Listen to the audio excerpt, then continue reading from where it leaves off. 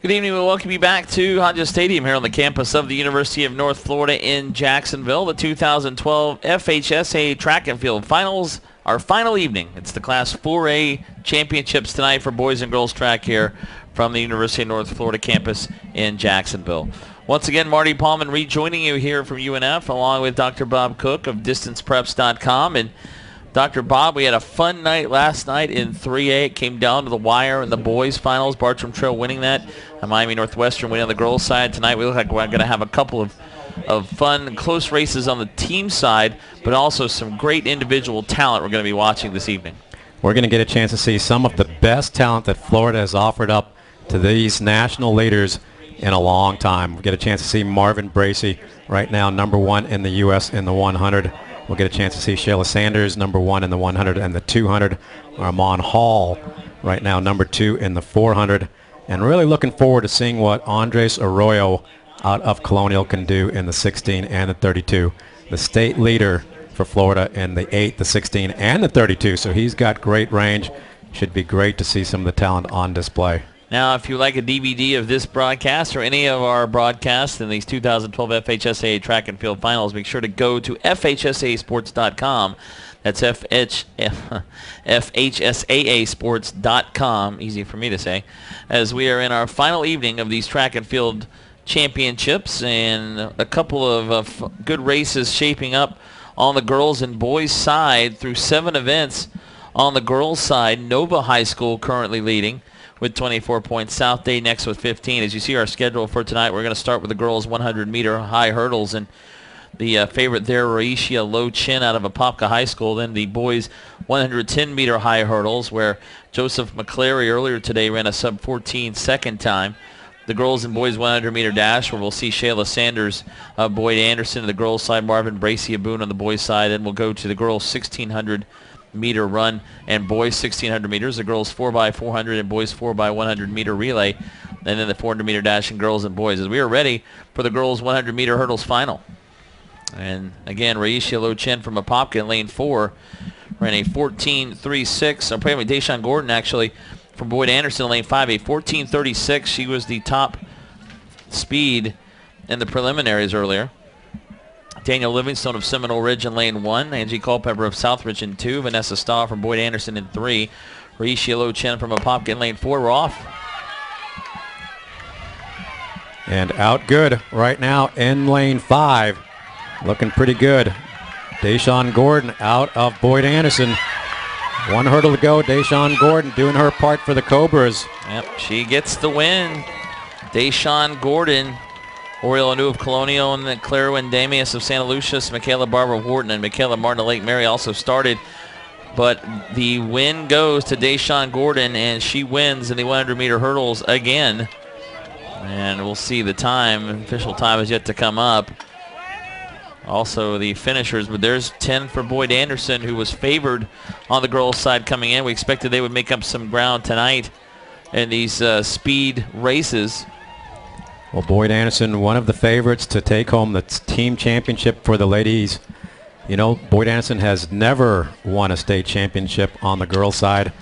They've been really, really close several years in the running. 14, sorry, go ahead. Is tonight their night?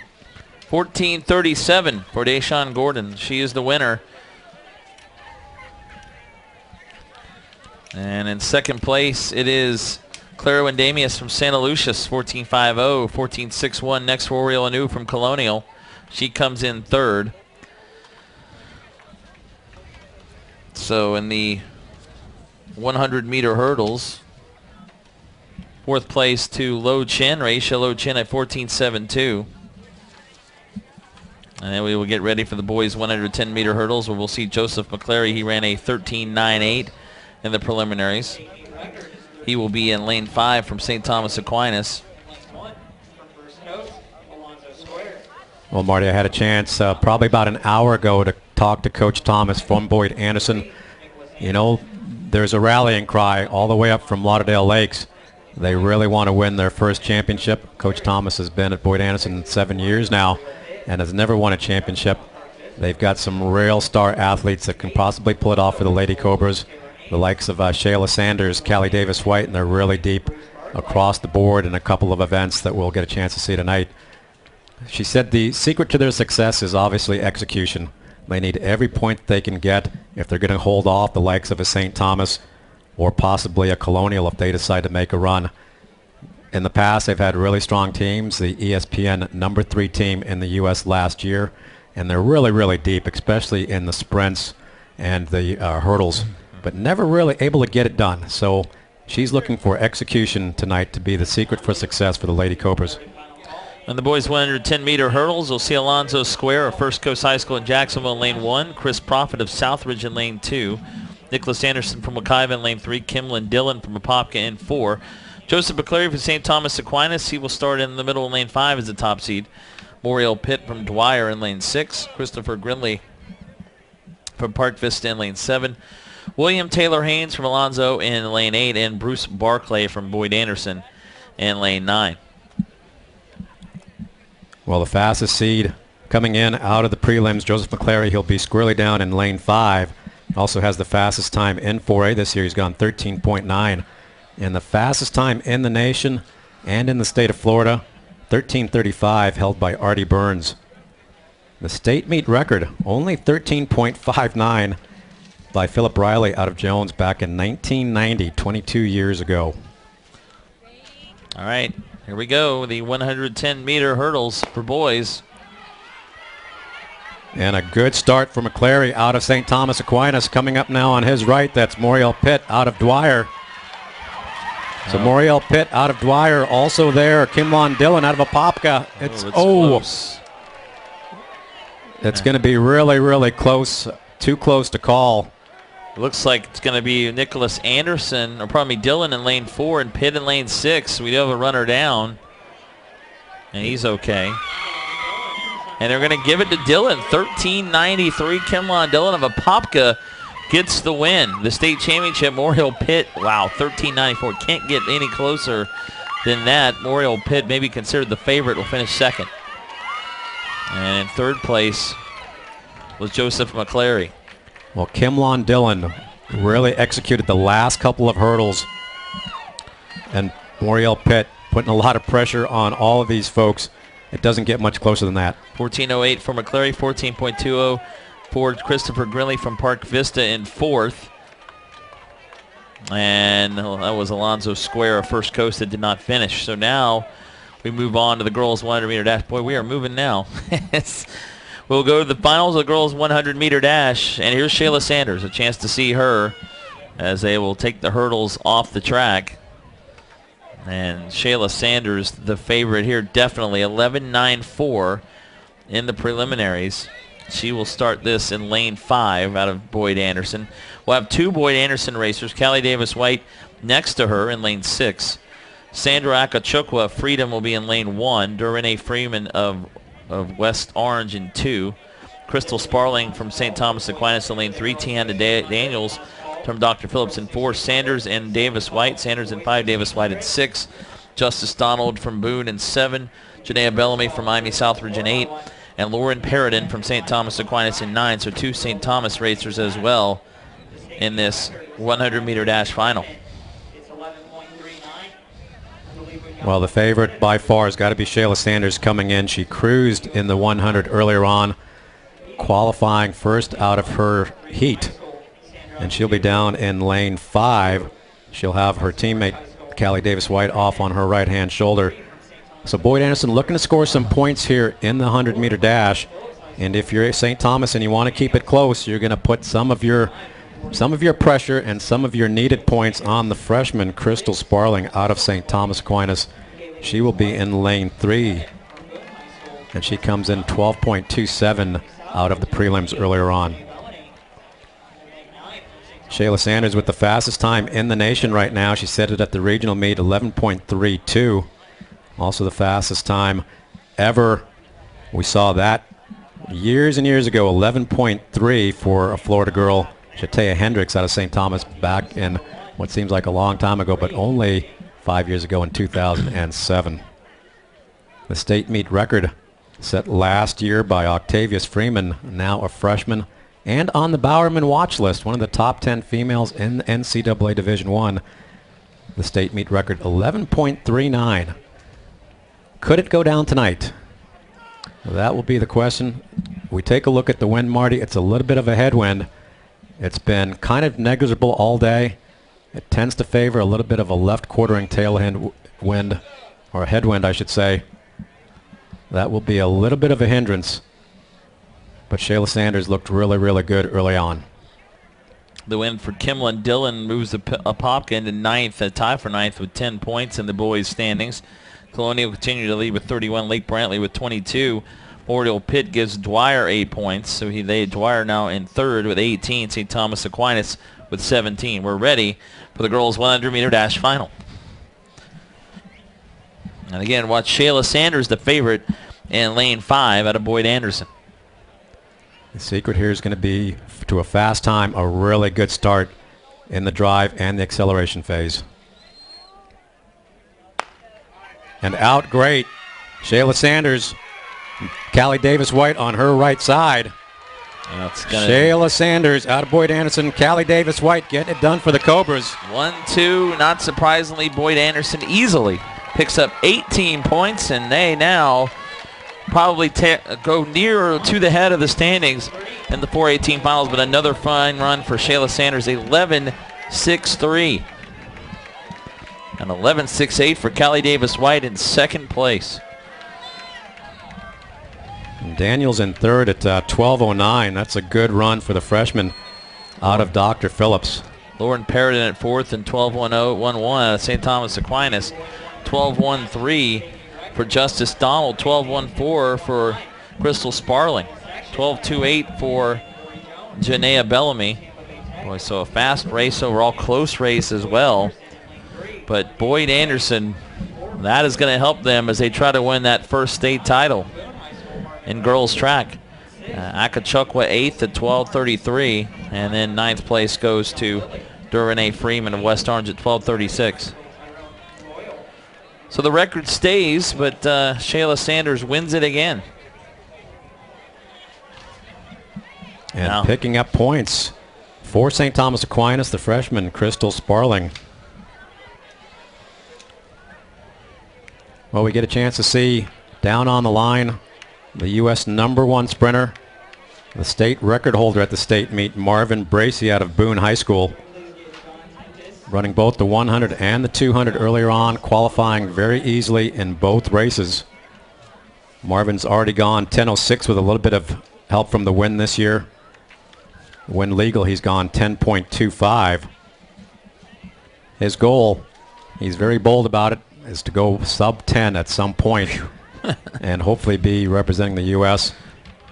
It'll be a step up for Marvin once he gets to the trials. He's already got the B standard that he set last week with his 10.25 out of Region 1. Yeah, Bracey with the record set 2 years ago, 2010, a 10.19 in the finals. And looking at our starting lineup, in lane 1 we'll have Corey Jones of Flanagan. Lane 2, Deontay Williams of Tampa Bay Tech. Daniel Gray from Boyd Anderson in 3. Antonio James from Buchholz. Tony James in lane 4. Marvin Bracey will be in lane 5 out of Boone High. Brandon Carnes from Manatee in lane 6. St. John Lilly from Apopka in 7.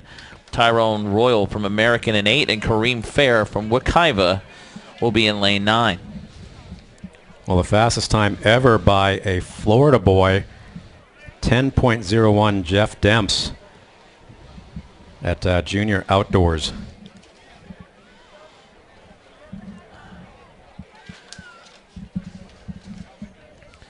I think a lot of folks are interested to see Marvin Bracey as a senior in his last race. Well, not really, because he'll be in the 200 later, but his last race coming up later time in the high school level before he heads over to Florida State.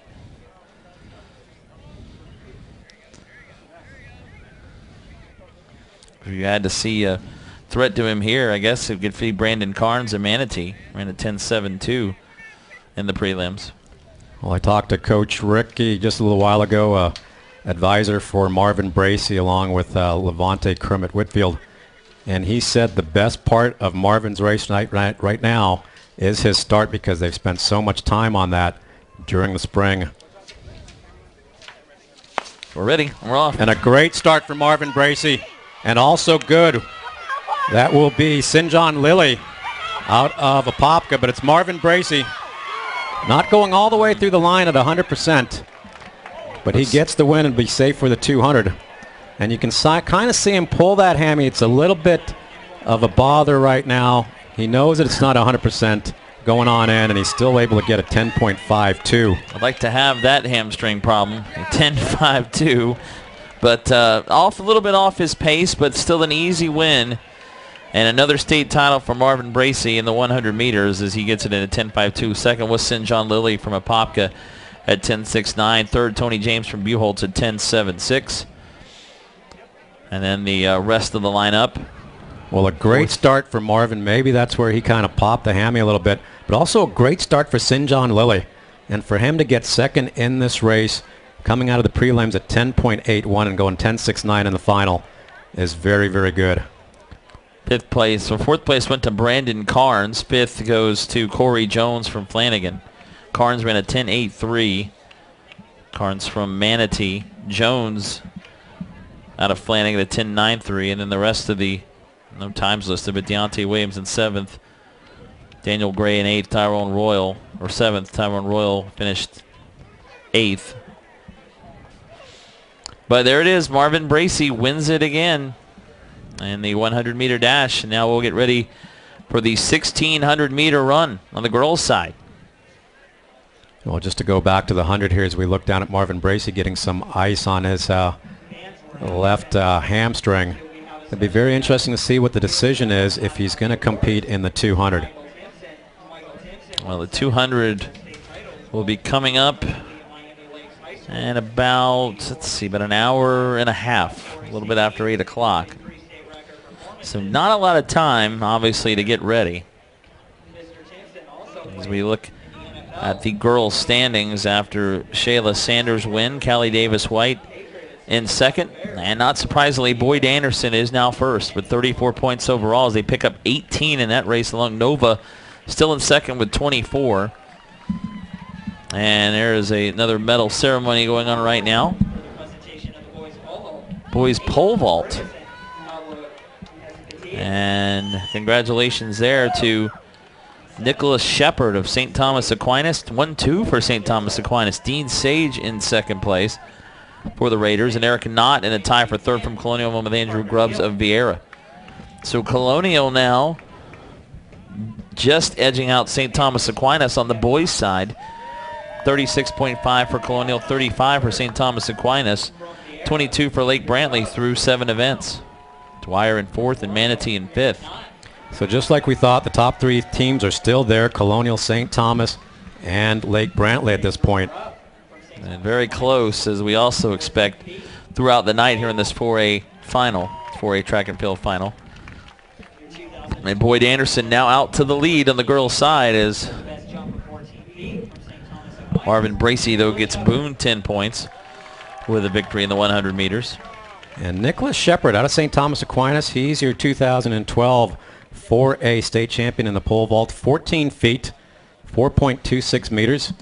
And in second, also going 14 feet, 4.26 meters, his teammate, Dean Sage. And in third, Eric Knott out of Colonial High School, picking up some good points for Colonial as well, 13.6, 4.11 meters. Well, as we get ready to go with the 1,600 meter for the girls, and they're getting some final instructions from the officials down on the track. You know, a lot of folks across the state right now, their prayers are with Olivia Ortiz out of Lakewood Ranch. And we just want to say that we're passing along our prayers and well wishes as well, and a speedy recovery for Olivia Ortiz. Went down kind of awkwardly last night in the 3,200 with about 50 meters to go. And we wish her the speediest of recoveries. Yeah, tough to see that at the very end of that race. She was running in third, right around third place. And we obviously, you're right, hope she's okay. Hope she can get back, at least get healthy, and then resume her career at some point. That is a tough injury to come back from, but good luck to her and best wishes to her and her family. She is staying now at St. Luke's Hospital here in Jacksonville. So the girls 1600. Next up on the track, the fastest time in the state, 4:47.79. And did she put on a performance last night doing the distance triple the hard way? Lily Williams out of Childs. And the national leader. We've got some fast milers, some fast 1600 runners across the nation right now. Wesley Frazier out of North Carolina. She's already gone 4:45.82. But I think maybe even a little bit more impressive is 4:39 thrown down by Miss Kane. And she's only a sophomore, only going to get faster. Yeah, the best time and the favorite, considered the favorite coming in, Bridget Blake of Dr. Phillips. She'll be in lane 5A with a 5:01.06 time in the regional. Stephanie De La Guarda of Ferguson will be in lane 1A. Catherine McNeil of Cypress Bay will be in 2A. Emily Hernandez of Ferguson in 2B. Courtney Philibin from Lourdes in 3A. Wharton's Mariah Henderson in 3B. Amy Ankley from Haggerty in 4A. Abigail Hagan from Riverview in 4B. Bridget Blake in 5A. Julia Rodriguez from Plant in 5B. Mary Kate Ponder from Mandarin in 6A. Melissa Westmoreland from Jupiter in 6B. Charlotte Stevens from Winter Park in 7A. Brandy McRae from Southridge in 7B. Kara Halfager from Plant in 8A. Margaret Schloss from St. Thomas Aquinas in 8B. And Alexandra Payne also from Aquinas in 9A. Here we go. Well, the state meet record set back in 2004 by Jenny Behringer Simpson, 4:48.9. And the fastest time ever for a Florida girl, if you convert it, 4:41.30 by Shelby Hayes and the 2010 Adidas Grand Prix Dream Mile. Now running very, very well up at the University of Florida. So the girls opening up in the 200 meters right around 34 seconds. Bridget Blake, Foot Locker finalist and state champion, presently running in second.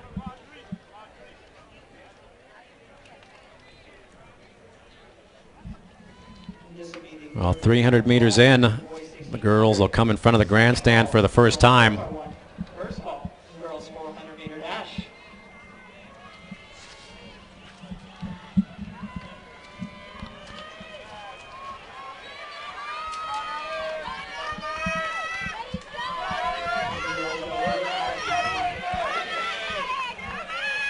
So right around 72 seconds for the opening 400.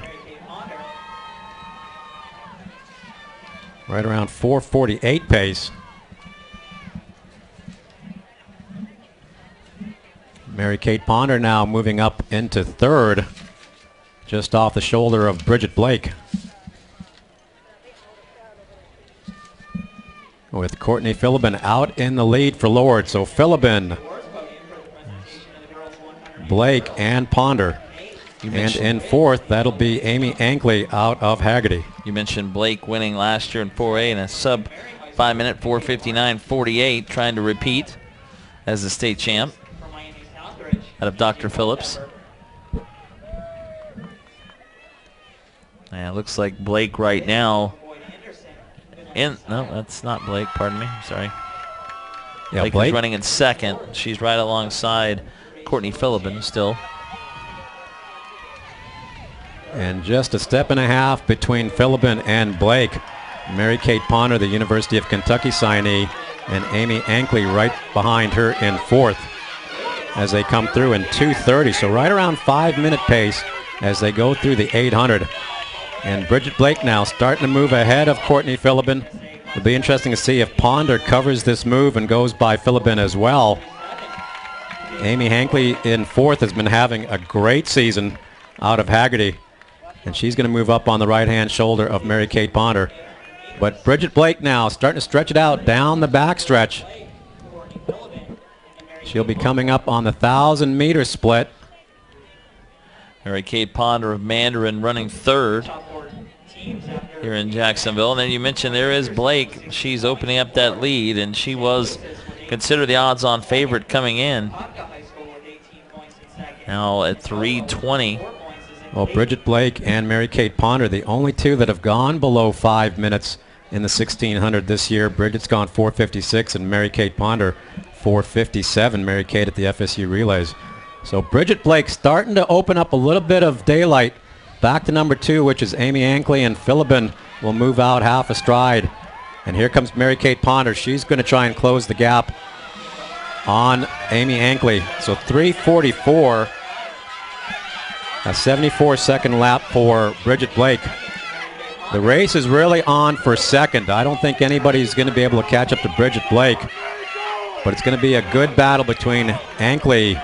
Mary-Kate Ponder and Philibin is holding tough in fourth after taking the early lead and taking these ladies out in 72.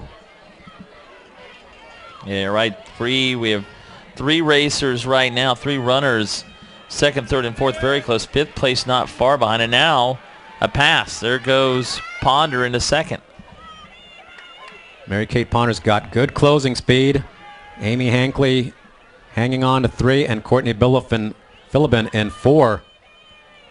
But you can see as she comes off the final turn and heading for home for another state championship, Bridget Blake out of Dr. Phillips High School, only a junior, Foot Locker finalist this last year, one of Florida's elites across the nation, breaking it open right after the 800-meter mark. Trying to get in 5 minutes, going to be close, and she beat it. Under 5-minute time for Bridget Blake. Second will be Mary-Kate Ponder from Mandarin. Ankley in third. So another state championship for Bridget Blake. And Bridget Blake going negative. She ran the first half in 2:30 and comes back with right around a 2:27. And that was the difference, that when she started to move the second half of the race, nobody was really able to cover that move by Bridget Blake and stay with her. And she dips down below 5 and notches 10 points for Dr. Phillips. So 10 points for Dr. Phillips. We'll wait the final official times, but Blake in first place did go under 5 minutes, right about 4:58 or so. Please come to the awards podium, Joseph McClary and William Taylor Haynes. Meanwhile, we're going to have another award ceremony. This would be the 110-meter hurdles for the boys. And the champion there was Kimlon Dillon.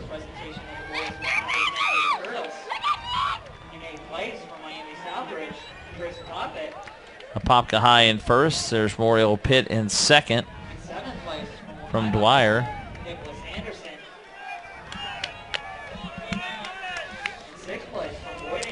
But the winner there once again, Bridget Blake, and we still haven't seen the official time for some reason on the board. We'll have the boys' 1,600-meter run coming up. But Bridget Blake, as you mentioned, Dr. Bob, gives Dr. Phillips 10 points. Well, we've got someone standing in for our third-place finisher, Joseph McClary out of St. Thomas Aquinas. She will accept the award for Joseph. Joseph McClary finishing up the finals in 14.08. And our second-place finisher, Moriel Pitt out of Dwyer, went 13.94. And our champion, Kimlon Dillon out of Apopka, 13.93.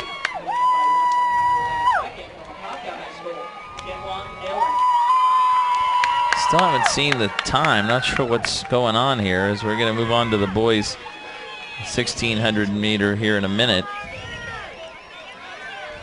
The finals of the boys' 1,600 meter run.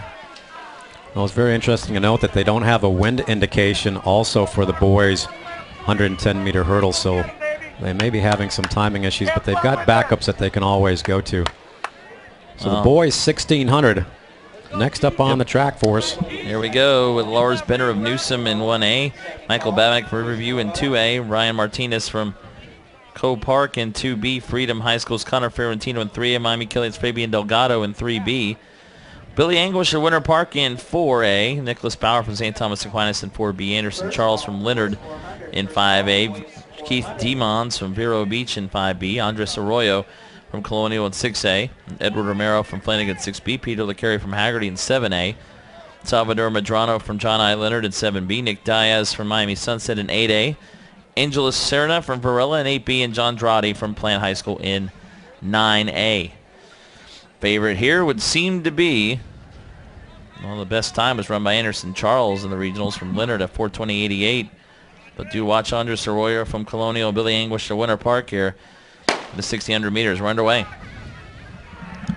Well, the fastest time in the state, thrown down by Andres Arroyo out of Colonial, 4:11.76. The national leader, 4:05.83, Marcus Dixon out of White River, Washington. And the state record, 4:08.44, set by the great Joseph Franklin out of Godby back in 2007. And that is Anderson Charles out of John I. Leonard, out to a quick start, taking him through in right around 29 seconds.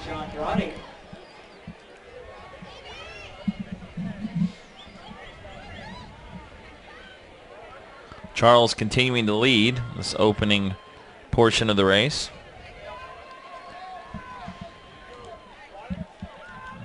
Out of John I. Leonard. A couple of Leonard runners in this event. So Charles Anderson will bring him through with Andres Arroyo right in second. Charles Anderson, pardon me, yes. And this always gets me confusing, but it's Anderson Charles out of John I. Leonard. I just heard Charles Anderson, so I thought I was mistaken. Really solid runner out of John I. Leonard. And closing the gap now, moving up only a step and a half back, Andres Arroyo out of Colonial.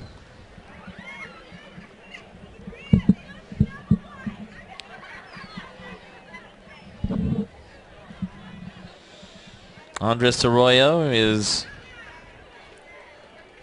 right on the tail of Anderson Charles. Well, you can see the difference in the styles, and we had a chance to see Andres Arroyo run earlier on as they ran the number 2 time in the nation in the 4x8, and his split right around 150.9. We're calling him the amazing Andres Arroyo. He's got great range in several gears. So right around 2:05, you know, that's 4:10 pace, and he's making it look easy. Well, not going away though. Anderson Charles is right there. And I'm really continue with him. That is a gutsy move to move in front of Andres Arroyo. You would have expected that Anderson Charles would have just tucked in behind and tried to draft off of Andres Arroyo. And in that chase pack, we've got Billy Anguish starting to move up. And Billy Anguish out of Winter Park High School. And fifth from Boone High School, Justice Donald. So Anderson Charles hanging tough. I really didn't expect it by the look of his face about a lap ago. Well, Andres Arroyo now moving by him once again. A little bit of cat and mouse right here. Kind of looking at him as to say, oh, I see you. I know you're there. Going to keep going as we approach the final turnaround of this 1,600 meters. Pack's starting to get a little closer at 3rd and 4th place. Well, right around 3:13 as they came through. So right around a 63-second lap, and I can tell you, as we look down the backstretch, a couple of guys moving now. Yep. Good battle between 3rd and 4th. Andres Arroyo has got several gears. It would really be surprising if Anderson Charles able to keep up with Andres Arroyo, but he is being a real gamer. You can just see the exertion on his face. This is going to be a good run and show a lot of guts for Anderson Charles. And here comes Arroyo. Yeah. Well, we'll see. Arroyo looks like he's waited to the right time, and he's making his move. With 100 to go, but Anderson Charles has done his work. Nobody's going to be able to come back on him, I don't think, as he slows down considerably. He's only got 50 meters to go, but it's going to be Andres Arroyo going 4:14 or thereabouts for the win. Anderson Charles in second at 4:18. And 4:14.06 for Arroyo. 3rd place to Connor Ferrantino of Freedom, 4:21.64. And 4th, Nick Diaz from Sunset, 4:22.41. 4:25.45 for Peter Licari from Haggerty in number 5th position. Charles with a 4:17.65. He comes in second. Well, that's a great one for the guys that finished in 3rd and 4th, Ferrantino and Diaz, and with Delgado in 5th. So 10 points for Colonial again. That will help add to their lead on the boys' side, which is very close right now.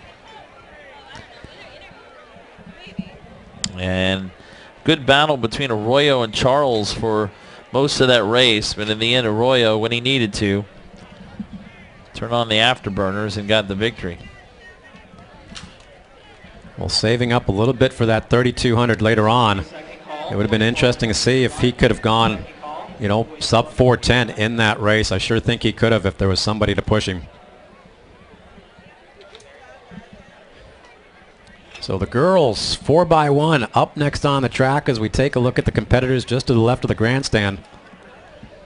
They will bring them down the track here momentarily as they start their walk on down to the start line. And here we'll see the top time in the prelims belong to St. Thomas Aquinas with a 46.44. They'll start in lane 5 in this final of the girls 4x100 meter relay. American will be in lane 1. Lake Brantley in 2. Miami Southridge in lane 3. Colonial High School in 4.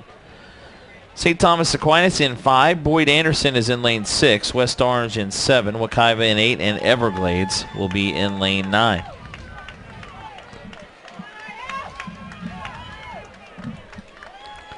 Well, the fastest time in 4A, also the fastest time regardless of class in the state.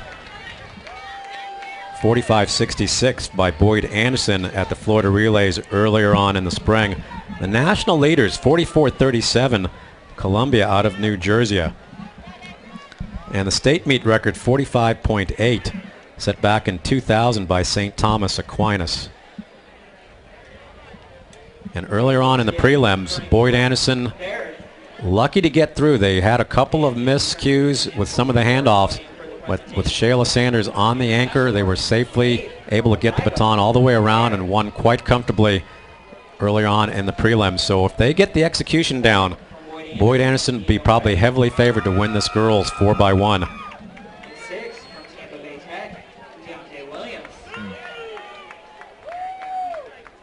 As we go down, they're getting ready to give out the boys 100-meter awards. 100-meter award of the boys is Marvin Bracey once again, state champion, receiving his medal for first place. And a good run as well for St. John Lilly from Apopka, second. Tony James of Buchholz finishes in third. 10.52 for Bracey in the final. Lilly in second at 10.69, gets 8 points for Apopka. They are now in fifth with 18 in the overall standings, and Bracey's win puts Boone up to 11th now with 10 points. Colonial leading in. They just added to that with another, or trying to add to with another win coming up. As Andres Arroyo has got 10 more points for Colonial. They have 46.5. St. Thomas Aquinas in second with 35. And Lake Brantley in third with 22. There is Marvin Bracey, along with the top three runners from Apopka and Buchholz. And he has the left hamstring taped up with some bandages, and he's getting some ice. You can rest assured. Interesting to see if he's able to come back or if he's going to be done for the night.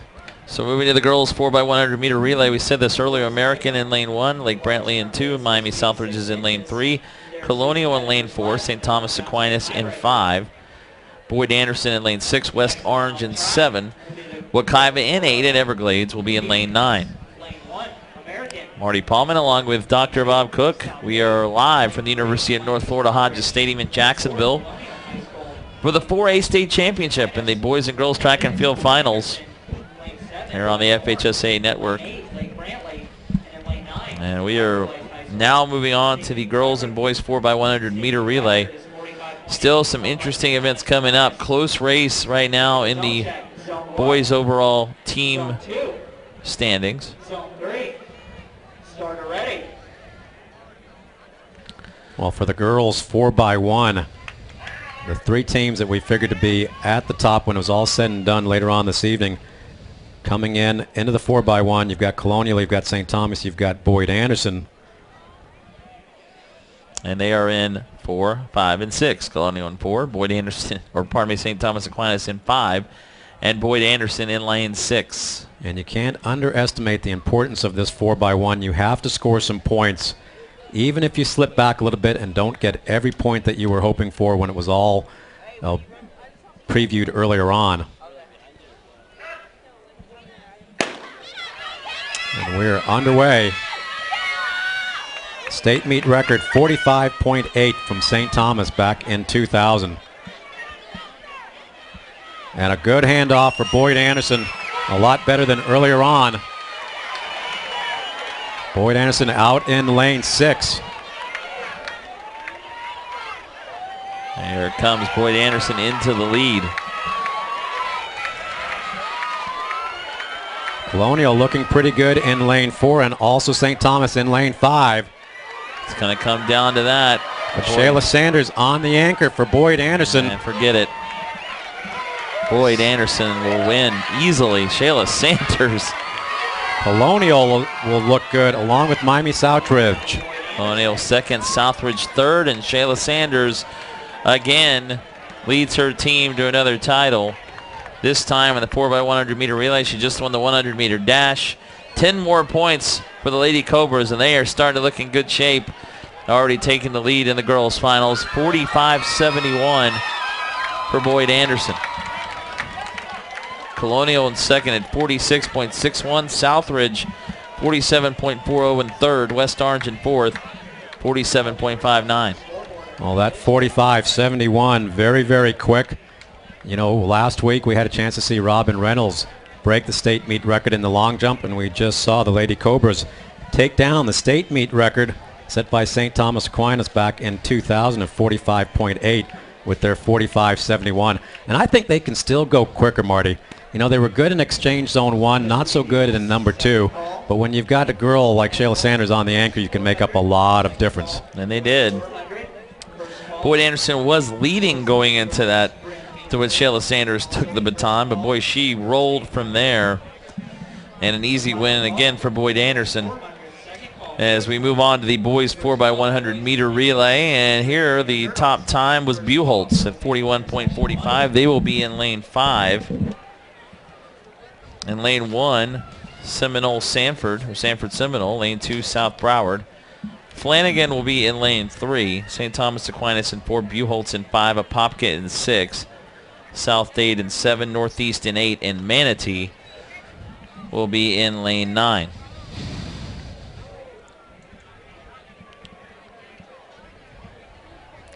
Latest totals show Colonial in the lead with 46.5 points on the boys' side. This is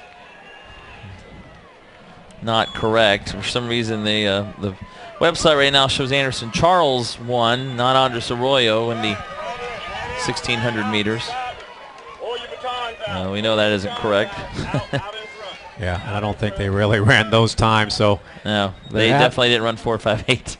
They're having some issues. They will get it scored away. Scott Peters and the folks down at half-mile timing. But they've got backups, like we said earlier on. Probably no disqualifications. That's the way it'll probably end up in the 1,600 with Arroyo getting the win and Anderson Charles getting second. So the boys 4x1. Here we go. Yep. Fastest time in the nation, or I should say in the class 4A, 41.11 by Flanagan.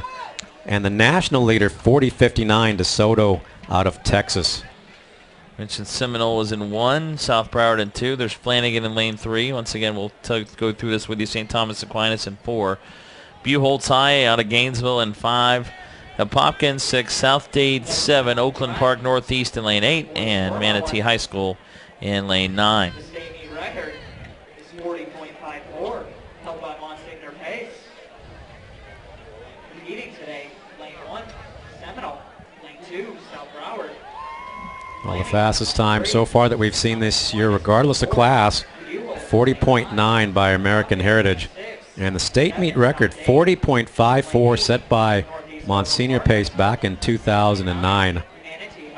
If you go way back into the record books, all the way back to 1998 at the Golden South meet, Boyd Anderson has the fastest 4x1 on record for a Florida high school boys team when they went 40.09. Well, once again, points on the line in the boys 4x1. If you're St. Thomas Aquinas, these points are vital if you're going to have a chance to keep abreast of the likes of Colonial and Lake Brantley. And Buchholz considered maybe a slight favorite here. They will be in lane 5.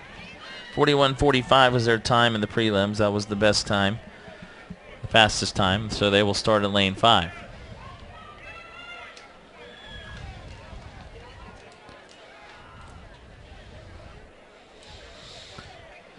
As we await the start of the 4x100 meter relay for the boys.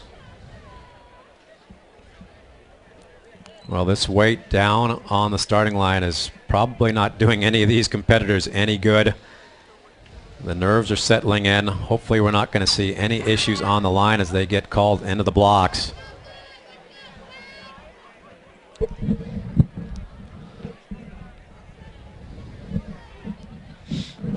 Well, this ought to be really good competition up front. Flanagan, St. Thomas, Buchholz, and Apopka, along with South Dade. I'm going to help you out with this one just for this Gainesville. It's Buchholz. Buchholz, here we go. I know, it's a tough one. I used to call it Buckholz. Being around Gainesville a little while, you get used to it. It looks like you should say Buchholz. You're right. Buchholz in lane 5. Nope. And they will bring him up. I may have had a starting block come up or something here. Attention coaches, can we get the St. Thomas girls coach to meet the meet referee at the clerk's tent? St. Thomas girls coach, please go to the clerk's tent. All right, so we will reset and start it again for the boys 4x100 meter relay.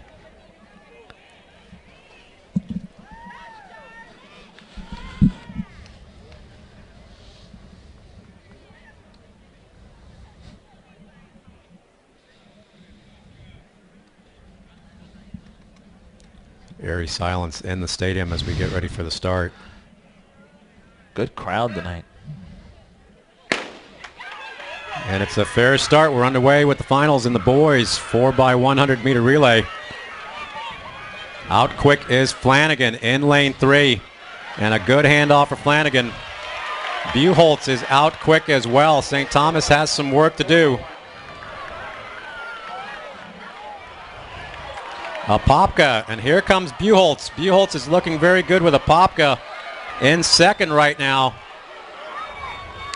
And in lane 4, that's St. Thomas Aquinas. Those would be the top 3. Oh, Apopka though. Here comes Apopka. Here comes Apopka, and here comes St. Thomas Aquinas.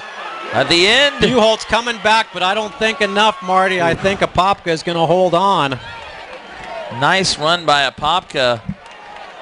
And then you're right, Buchholz almost came back and took it, but Apopka will be the winner, 40.69. Buchholz with a 40.72 in second. St. Thomas Aquinas tried to rally, and they come in third with a 40.86, just a little bit short at the end. South Dade, 41.38 in fourth place. Well, what a run there. Back and forth between Buchholz and Apopka. Apopka really turned on the Jets there. South Broward in 5th, 41.48. Northeast in 6th at 41.90. Seminole in 7th. Manatee will finish in 8th place. And Flanagan will end up in 9th. So Apopka takes it home. 10 points for the boys 4x100 meter relay. As we look to the medal stand. And our 1600 girls champion, Bridget Blake out of Dr. Phillips. For the second year in a row, winning in the 1600. And those times in the 4x100 meters for the boys, the top 3 times in the state right now, regardless of classification. So Mary Kate Ponder getting runner-up today. She'll be going off to the University of Kentucky. She's from Mandarin High School in Jacksonville, finishing second. Amy Ankley of Haggerty in third. Courtney Philibin in fourth place from Lourdes. 4:58.55 was the time for Bridget Blake. She goes under 5 minutes today. Boyd Anderson, though, through 10 events, continuing to lead with 34 points. Nova is second with 24. Santa Lucia's in a tie with Apopka for third with 18. But there you see Bridget Blake moving Dr. Phillips up the list. And now they've changed it on the boys' side correctly. Andres Arroyo, the winner, so Colonial, winner of the boys 1600 meter. So Colonial now leading with 46.5 points through 9 events. St. Thomas Aquinas in second with 35. Lake Brantley's in third with 22. Manatee in fourth with 20 on the boys' side as we move to the girls 400 meter dash.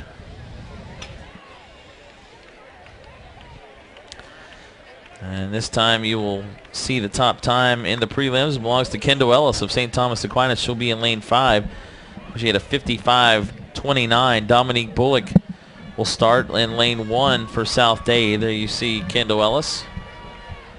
Tarika Henry of West Orange will be in lane 2. Aaron Ford from Royal Palm Beach in 3. Ayana Stivern from Nova in 4. Kendall Ellis in lane 5. Ashley Jocelyn from Miramar in lane 6. Katera Smith from Colonial in 7. Adriana Allen from Dr. Kropp is in lane 8. And Faith Woodard from Riverview in lane 9. Well, Kendall Ellis comes in with the fastest time in 4A. She's already gone 54.03. Kendall Ellis, a junior out of St. Thomas Aquinas. And at the City of Miramar Invitational earlier on this year, 54.03, so a pretty solid time. She will be the favorite going in to the finals this evening. You know, they had to run the prelims earlier on, and then they come back for the finals in the 400 in 3A and 4A. You never really know just how much they have to really extend themselves in the prelims to be able to get to the finals. A lot of these girls may have cruised getting into the finals, and then some of them may have really had to push it just to make sure that they qualify. Kendall Ellis trying to defend her state title in 4A, 54.83 in the final last year in this 400 meter dash.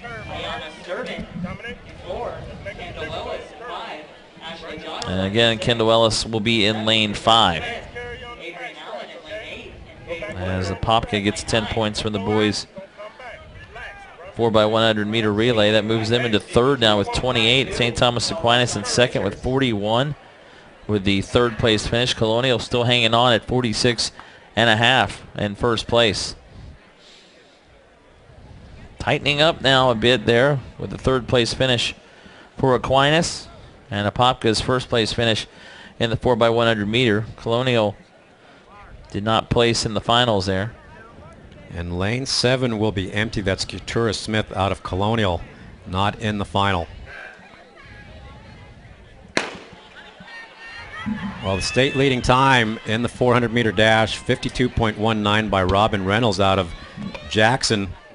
The state meet record, 52.51 by Sanya Richards-Ross in 2002 when she was at St. Thomas. And Sanya Richards-Ross running very, very well still on the world stage. So down the backstretch they go.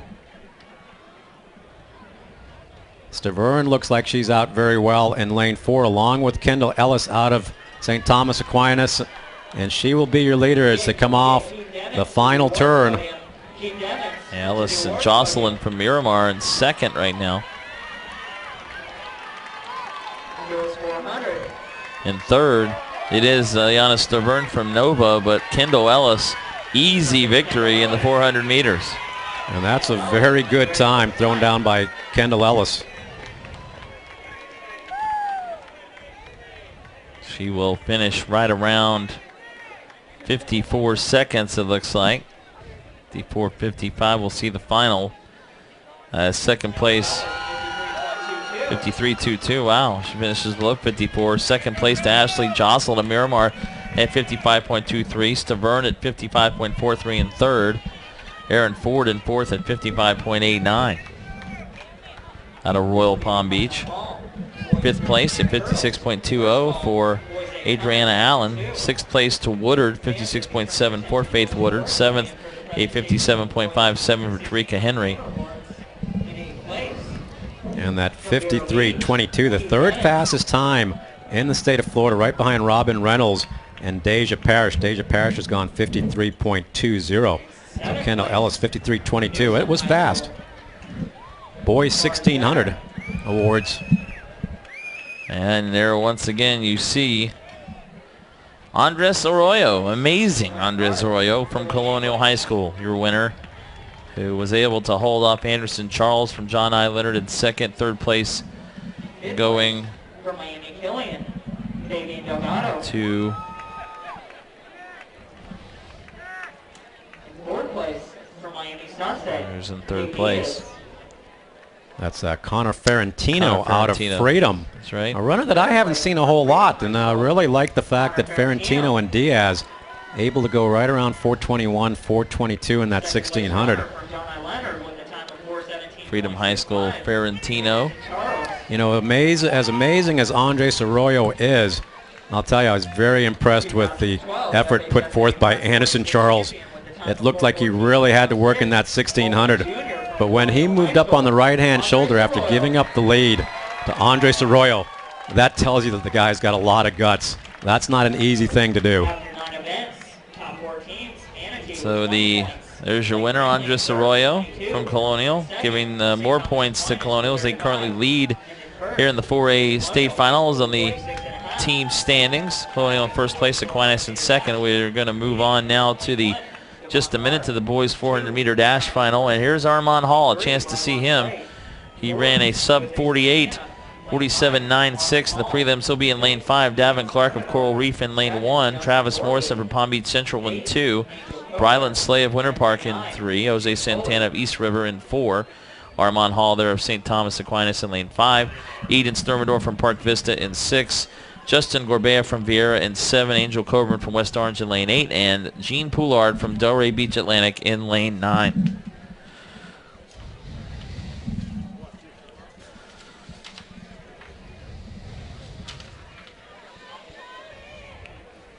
Well, Armand Hall has the fastest time in the state, regardless of class, 46.01.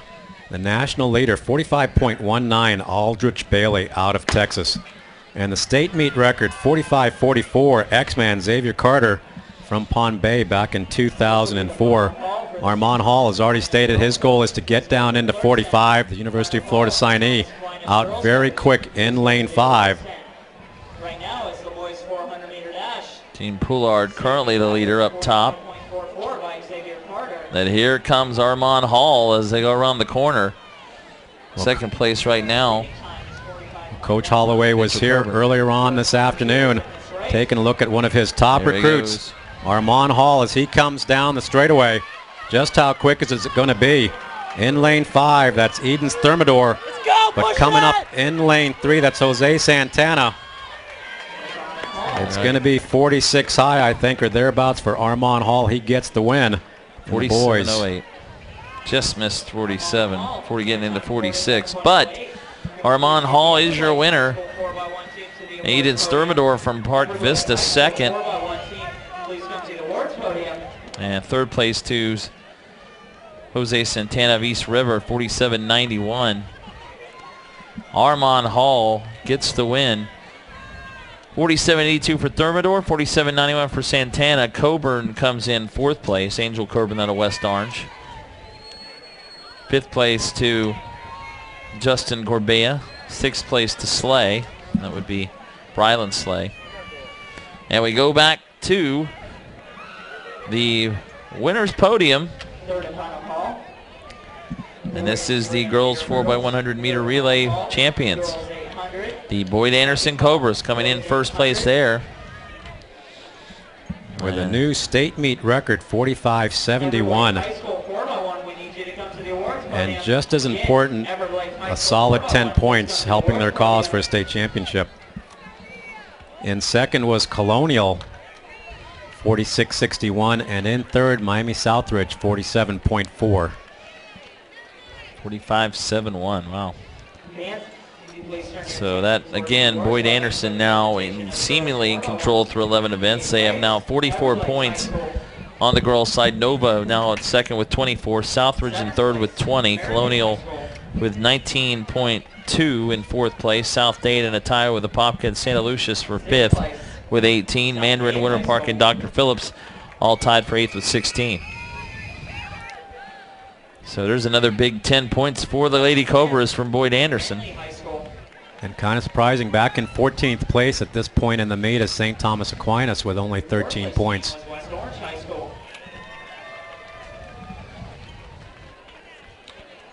On the boys' side, Colonial continues to lead.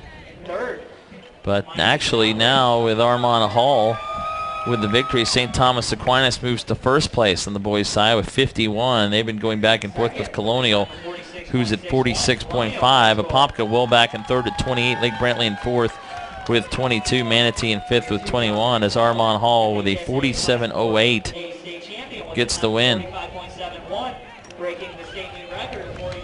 And again, there's Shayla state Sanders. record for Boyd Anderson. Shayla Sanders doing the chop, going off to the University of Florida next year. She's already got her ticket to the Adidas Dream 100. Be interesting to see what she can do in the postseason. Coming up, the finals as the Lady Cobras celebrate. The girls 300-meter hurdles will be coming up next. And Boyd Anderson looking like they're getting closer to that first state title that has been kind of out of their grasp right now.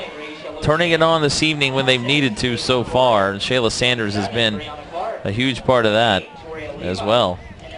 Well, you know, they are just absolutely stacked with national talent. We'll talk a lot about Callie Davis-White and Shayla Sanders, but we're going to get a chance a little bit later on to see the likes of Tanisha Copen, a senior 800-meter specialist.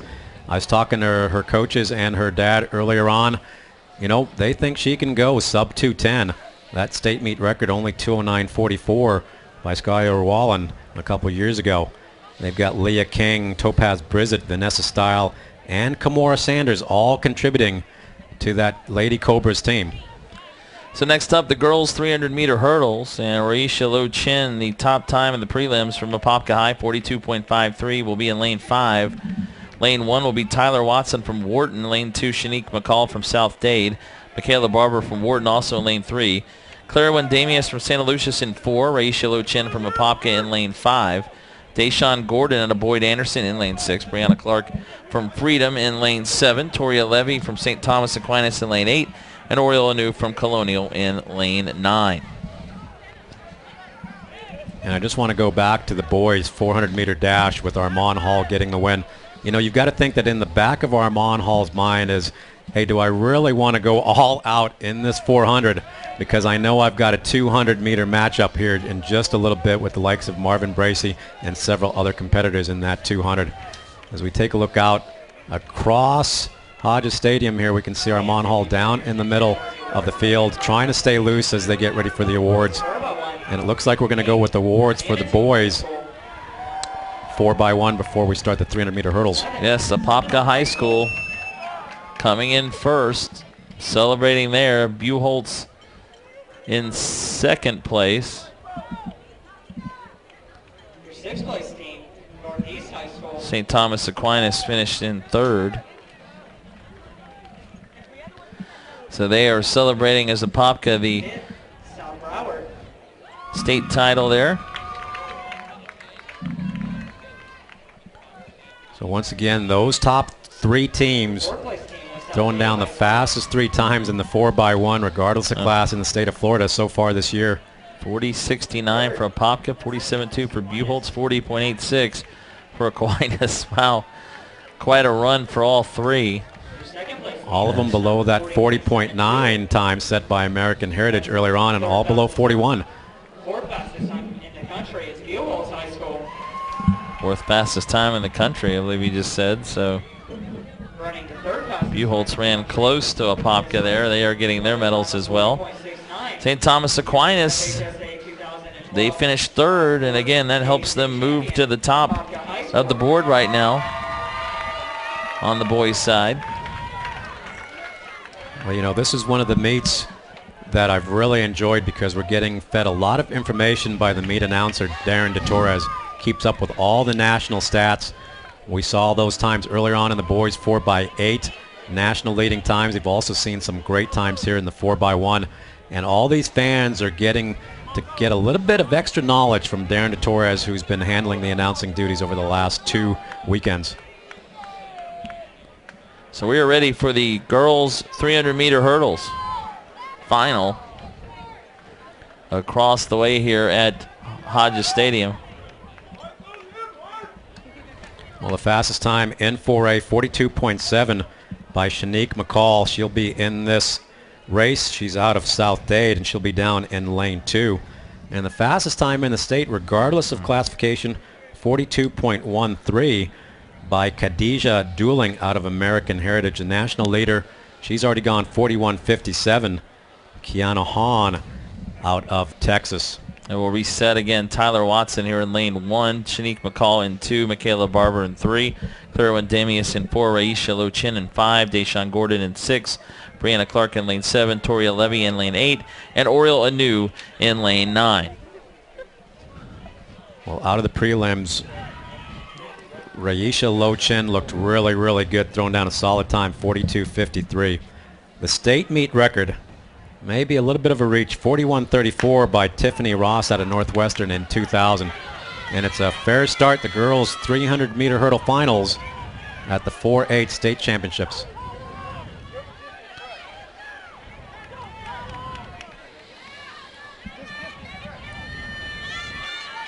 And the lead currently is up in lane 8. Toria Levy of St. Thomas Aquinas. And also in lane 4, Clairwyn Damius out of St. Lucius. But coming up now in lane 5, that's Raisha Lochin out of Apopka. One more Raisha Lochin out of Apopka. And in second, Clairwyn Damius. And it's going to be too close to call for third. I think Deshawn Gordon of Boyd Anderson gets it. But there is Raisha Lochin of Apopka coming in first place with a 42.55 time. She had some work to do the last couple of hurdles to come back on a great race by Clairwyn Damius out of St. Lucius. The second place for Damius. We'll see officially what the third place finisher is. Looked like it was Gordon. It is Gordon, 43.95. Damius 43.46. And in fourth place was Barber. That is Michaela Barber from Wharton in 44.50. Well, that's the fastest time in 4A this year, 42.55. So Apopka gets the win there for Raisha Lochin. As we go down the awards for the 400-meter dash. 400-meter dash. And again, there's Kendall Ellis. She repeats as state champion out of St. Thomas Aquinas. And second place going to looks like Ashley Jocelyn out of Miramar. Yep. Third place to Ayana Stavern from Nova. And more points there for St. Thomas Aquinas, who continues to trail Boyd Anderson on the girls' side. But Boyd Anderson now with 50 points as Gordon gets the third place finish there. Nova now in second with 30. Apopka in third with 28 after the finish there by Lochin. St. Thomas Aquinas is fourth with 27, with Kendall Ellis getting that win. So the battle for second really heating up here. And then in Santa Lucia's in fifth place with 26, as they just had another second place finish there as well, which hasn't been added in yet. Actually, it has been, pardon me. So they are at fifth with 26, South Dade in sixth with 22. So heating up here through 13 events. Yeah, St. Thomas Aquinas right now 23 points after Boyd Anderson as we get ready to go with the boys 300-meter hurdles. Boys 300-meter hurdles. And the top time in the preliminaries belonged to Kim Lundillen of Apopka, 37.16. He'll be in lane 5. Keno Williams from Sandalwood High School in Jacksonville will be in lane 1. Christopher Fuller from Gables in lane 2. Maurice Dix from St. Thomas Aquinas in 3. Chris Proffman from Southridge in lane 4. Kim Lundillen from Apopka in lane 5. Christopher Grinley out of Park Vista in 6. Kadeem Williams from Flagler Palm Coast in lane 7. Daron Gordon from Boyd Anderson in 8. And Moriel Pitt from Dwyer in lane 9.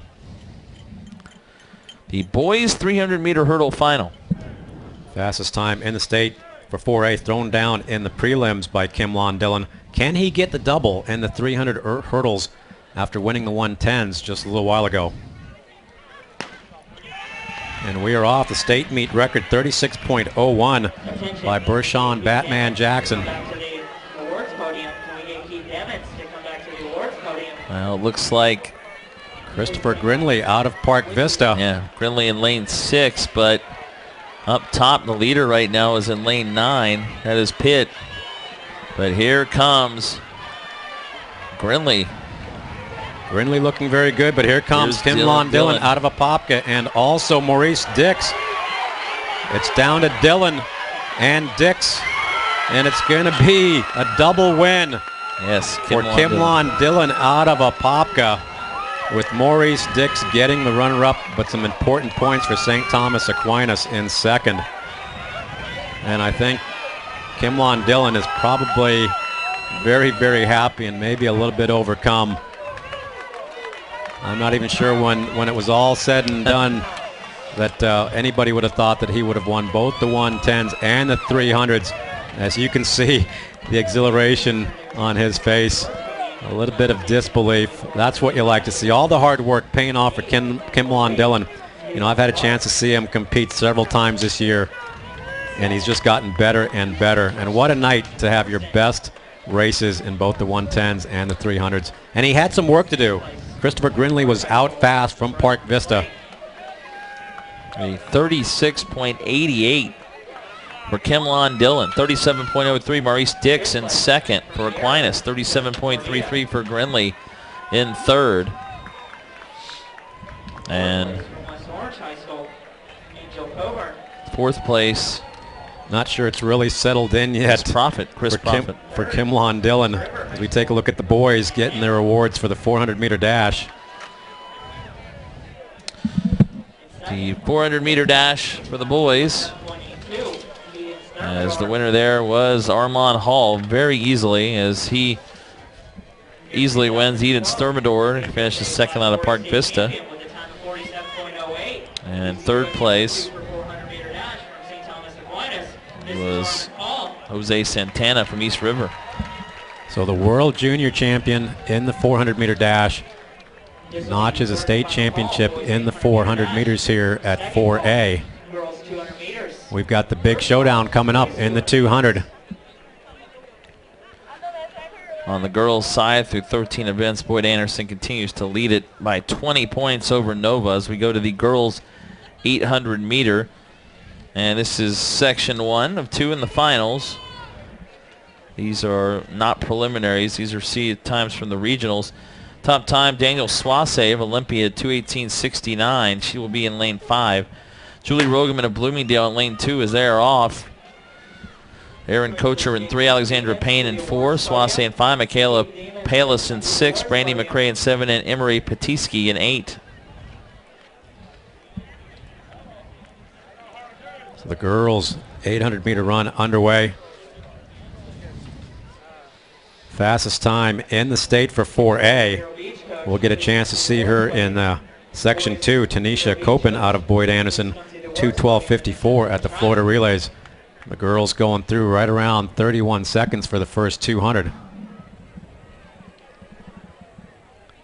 And that is Michaela Palalis, I believe, out of University. And in second, out of St. Thomas Aquinas, that's Alexandra Payne, as she starts to move out wide into lane 1. Setting up to make her move, make sure she doesn't get boxed in with 1 to go, with everybody else coming up behind her. Brandy McRae in 3rd, very close there, along with Olympia's Daniel Swase in 4th. So Alexandria Payne will bring them through right around 67 seconds, right around 2:14 pace.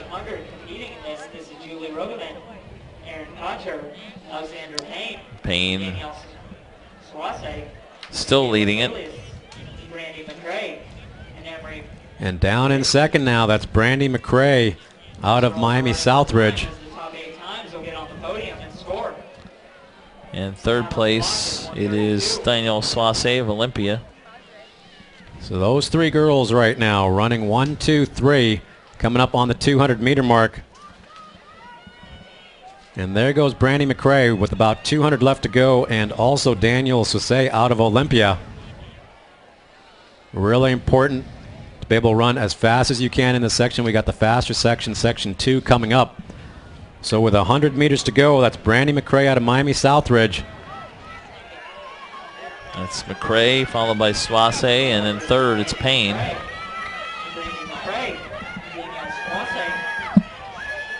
And it looks like it'll be Brandy McRae from Southridge coming across first. Swase in second, Payne in third. 2:17.78 for McRae, so we'll see if that stands up to get her on the medal stand. 2:20.21 for Daniel Swase.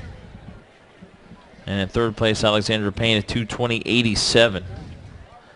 Your times brought to you by halfmiletiming.com. As you can see on the sign down the field here at Hodges Stadium at the University of North Florida. Competing in this, we got Scarlett Fox, Tori Earhart, Tanisha Copen. So that'll bring us to section 2. Ebony Rose, Topaz Brissett. Well, it's a nice 2.5 second PR for Brandy McRae in section 1. She came in with her fastest time, 2:20.17 out of the regional meet last week. So a good win for Brandy as we turn our attention now to section 2. And this will be Natalie Concepcion. She had the best time coming in. Maybe considered the favorite out of Ferguson High School at 2:14.85. And she's the top seed. We'll start in lane 5 here. Lane 1 at Scarlett Fox from Plant. Lane 2, Tori Earhart. As we will see them move to their lanes in just a minute. Scarlett Fox from Plant in lane 1. Lane 2 will be Tori Earhart from Spruce Creek. Lane 3, Tanisha Coppin in from Boyd Anderson. Lane 4 is Courtney Philibin out of Lourdes. Lane 5, Natalie Concepcion from Ferguson High School. In lane 6, Ebony Rose from Crop. Lane 7, Topaz Brissett from Boyd Anderson. Lane 8, Taylor Johnson from Haggerty. And lane 9, Christina Calise out of St. Thomas Aquinas. Well, the state meet record 2:09.44. Skylar Wallen out of Northwestern back in 2009. Really expect that this is going to be a good battle between Tanisha Coppin and Natalie Concepcion. Possibly Ebony Rose. Some of these girls have run the 4x8 earlier on. So a good start here. Leader is lane 3, Tanisha Coppin, takes an early lead from Boyd Anderson. And the plan for Tanisha Coppin is to take it out in right around 60 seconds flat. She's going to make everybody behind her work in this first 400. Kind of hope to tire them out and get a good enough distance on the second lap that nobody's able to come back on her. A really, really talented senior out of Boyd Anderson. Looking at going up the road a little bit to Florida Atlantic University. She's going to try and do her part for the Lady Cobras and garner some points. Also Topaz Brissett in this race for Boyd Anderson. So if Tanisha Coppin is able to come through in right around 60, and she's able, right around 59 mid will give her. She just needs to come back in right around 69 seconds. And state meet record could be on the line, 2:09.44. Looks like Ebony Rose of Crop in second, but well back. And then the pack from third, fourth, fifth, sixth, seventh, and eighth back there is fading now as Topaz Brissett. Now a big lead still for Tanisha Coppin. Well, Ebony Rose out of Dr. Crop in second, and down on the rail in third. That is Natalie Concepcion. So according to plan, it's playing out exactly like they wanted for Tanisha Coppin. The question is, can she hold on for this next 100 meters? Here comes Ebony Rose and the rest of the pack. Natalie Concepcion in there as well, along with Christina Callis. It's a long 80 meters to home from here for Tanisha Coppin. Boy, Rose coming up fast. And Natalie Concepcion. Wow. We've seen this a couple of times this year. Out of Ferguson, it's going to go to the line. Natalie Concepcion is going to get it with Rose in second, followed by Coppin in third. Boy. Not able to hold on the last 50 meters. And you got a feel there for Tanisha Coppin, a 2:13.79 for Natalie Concepcion, a 2:14 even for Ebony Rose in second, and Coppin does a 2:14.43, and boy, she was in control, but you could tell she was running out of gas in the end, and again, your old adage, the old question is, do you try to get out to the lead and hold it, or do you save your energy? And Natalie Concepcion clearly saved it, and she wins the state championship. And it comes down to a matter of racing style. You know, Natalie Concepcion is not the type of runner that's going to be able to go out in 60. But she is the type of runner that's going to be able to come back on you in the second part of a race. And we've seen her really give a couple of these top 800 runners, and she's now one of those top 800 runners in the state, a real run for her money, a real run for their money. Earlier on this year, she really put a lot of pressure on Daisha Rogers as she kind of broke out and became an 800-meter specialist. She's the state champion out of Ferguson. So Natalie Concepcion out of Ferguson gets the win. Copen comes in third. Ebony Rose second. The good news is, though, more points for Boyd Anderson. We'll pick up 6 more. Fourth place goes to Callis at St. Thomas Aquinas. Fifth place, Philibin. 6th, Johnson. 7th, Brissett. 8th, Earhart. And that is your top 8 in the girls' 800-meter run. So more points there for Boyd Anderson as we get ready for the boys' 800-meter run against two sections here. The top seed here will be Christian Gurnett from St. Thomas Aquinas in lane 5, ran at 156.67 in the regionals. Alan Gomez of Sunset in lane 2. Fabian Delgado from Miami Killing in 3. Cal Grove from Plant in lane 4. Christian Gurnett from St. Thomas Aquinas in 5. Justin Martinez of Newsom High School in 6. Christoph Williams from Countryside in lane 7. And Daniel Camus from Varela in lane 8. Not line 8. There we go. We're underway with section 1 of the boys 800-meter run, the fastest time in the state, regardless of class, 151.04. Andres Arroyo not running the 800 here at the state meet, concentrating on the 16 and the 3200. In the national leader, 148.42, Drew Magaha out of Pennsylvania. And her leader right now, early on. Looks like Aquinas, that is Christian Grenay.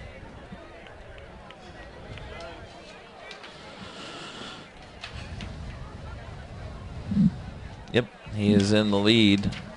Followed by Justin Martinez out of Newsom and Christoph Williams out of Countryside, as the rest of the pack starts to come up now on Christian Gannay as he takes him through in 56 mid.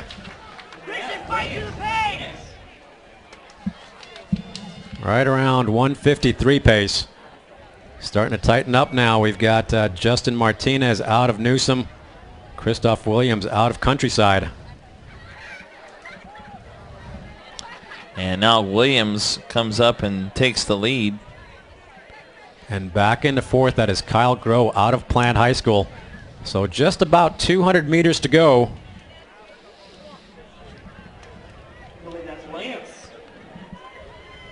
Justin Martinez out of Newsom, but not giving up yet. Kristen Grenay out of St. Thomas. Will he find a second wind? And that's actually Christoph Williams out of Countryside with the lead. But here comes Grenay, Kristen Grenay out of St. Thomas, trying to move up on the right, and the rest of the guys coming up behind him. He's going to hold on, I believe, in section 1. Christoph Williams out of Countryside, 156 mid. 156.90 is the official total for Christoph Williams. Second place, Christian Grenett from Aquinas, 157.33. That is section 1. We'll head to section 2, and in section 2 we'll see Otniel Teixeira, considered the favorite out of Lake Brantley. Martinez with a 158.37, Groh 158.41 there in section 1. That's your top 4. Now we'll see if the times stand up through section 2. As coming up in section 2, we just mentioned the man Otniel Teixeira, 153.36 in the regionals. He will be the favorite, you'd think, out of Lake Brantley, and it will be in lane 5. Anderson Charles of Leonard in lane 6 also up there as well. Well, Anderson Charles just running that 1600 a little while ago where he went right around 417. It's going to be a tall order to come back, but, you know, O'Neal Teixeira running the 4x8 earlier on at the height of the day, right around the 1 o'clock hour. It'd be interesting to see if the 156.9 from Christoph Williams in Section 1 able to hold up and get him on the podium. I really like the way that he ran that 800 in Section 1. The state meet record, 149.75, set by Timothy Harris, Miami Booker T. Washington back in 2004. As we go down for the awards. And this is the boys 300, no, pardon me. We are checking, sorry. And we will see if we can find out what that is. We will in just a moment.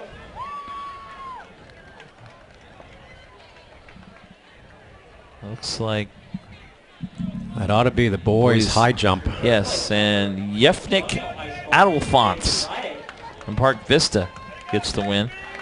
Hersley Basile of South Plantation in second. And there is J.P. Friday again in third place from Colonial. He won earlier today. Colonial, that will help the old total as they move back ahead of St. Thomas Aquinas by 1.5 points through 12 events. 52.5 for Colonial. 51 for St. Thomas Aquinas. Apopka with 28, Park Vista with 26. Adelphonse gets the win for Park Vista, jumping 6 feet 5 inches, 1.95 meters. Second place, Hersley Basile, South Plantation, 6 feet 4 inches. And J.P. Friday in third out of Colonial, 6 feet 4 inches as well. Section 2 of the boys 800 meter run coming up. Carl Frederick Navier of Barilla in lane 1. Javon Patterson for Boyd Anderson in 2. Edward Romero from Flanagan is in lane 3. Moise de Dinette from Colonial in 4. Otniel Teixeira from Lake Brantley in 5. Anderson Charles from John I. Leonard in 6. Daniel Day from Olympia in 7. John Lindsay from Winter Park in lane 8. Andrew LeBlanc from Bloomingdale in lane 9.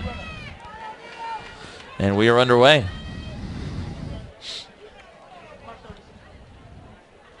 Boys 800, section 2. All the guys will make the break on the backside of the track. And out of Boyd Anderson, taking the lead and taking them through right around 25 high. Javon Patterson out of Boyd Anderson, only a freshman. And here comes a couple of runners right behind him. Edward Romero. And looks like Anderson Charles making a move, or trying to. And covering any moves and moving into the lead now. O'Neal Teixeira out of Lake Brantley, right around 54 high. So right around 152, 153 pace. Be interesting to see if anybody wants to go with them 320 meters out. Anderson Charles in third. And second, we've got Edward Romero of Flanagan running in between Charles and Teixeira. And Teixeira trying to pull away. Staying with him is Romero. Teixeira in a 1:53.36 coming in the regionals. Well, some folks said that they had him right around 150 point earlier on in the 4x8, O'Neal Teixeira.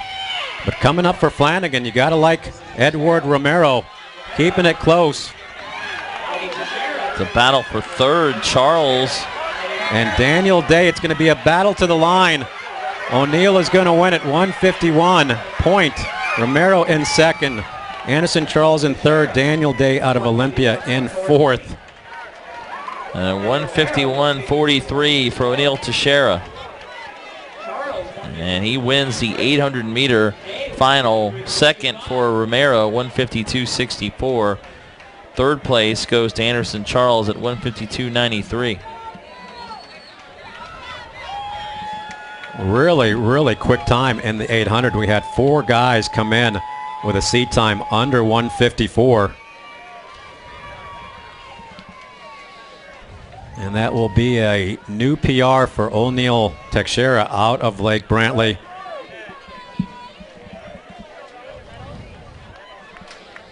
And that will also be the second fastest time in the state, right behind Andres Arroyo, who went 151.04 at the Florida Relays earlier on this year. So never really challenged. We will have to run some kind of virtual 800 between O'Neill and Andres Arroyo and see in the open 800 who would be the better man. Tell you, we're really having a nice race developing on the boys' side. On the girls' side, 14 events are complete, and Boyd Anderson seems to be in control with 56. The battle again is for second. St. Thomas Aquinas with 32. Nova is third with 30. Apopka has 28. Santa Lucia's with 26. Ferguson with 24. Southridge with 23. South Dade 22. So all of those schools really with a good chance at second place still as we look to the medal stand. And this is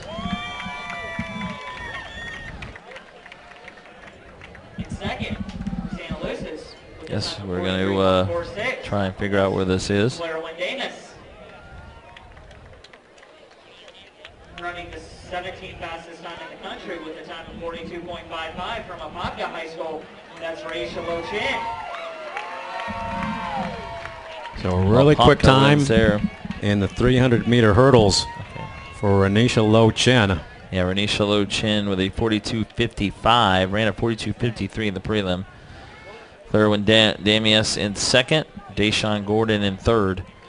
More points for Boyd Anderson as they continue to lead the girls' side here of the 4A state championships. Boys is very close. And now looking at the boys' standings through 14 events, Aquinas leading it with 59, but Colonial still right behind, 55.5. Probably going to come down to that last event. Apopka in third with 38. Park Vista now in fourth with 32. Lake Brantley in a tie with Park Vista with 32 points. Right now it's looking like a real battle. St. Thomas, Aquinas, and Colonial.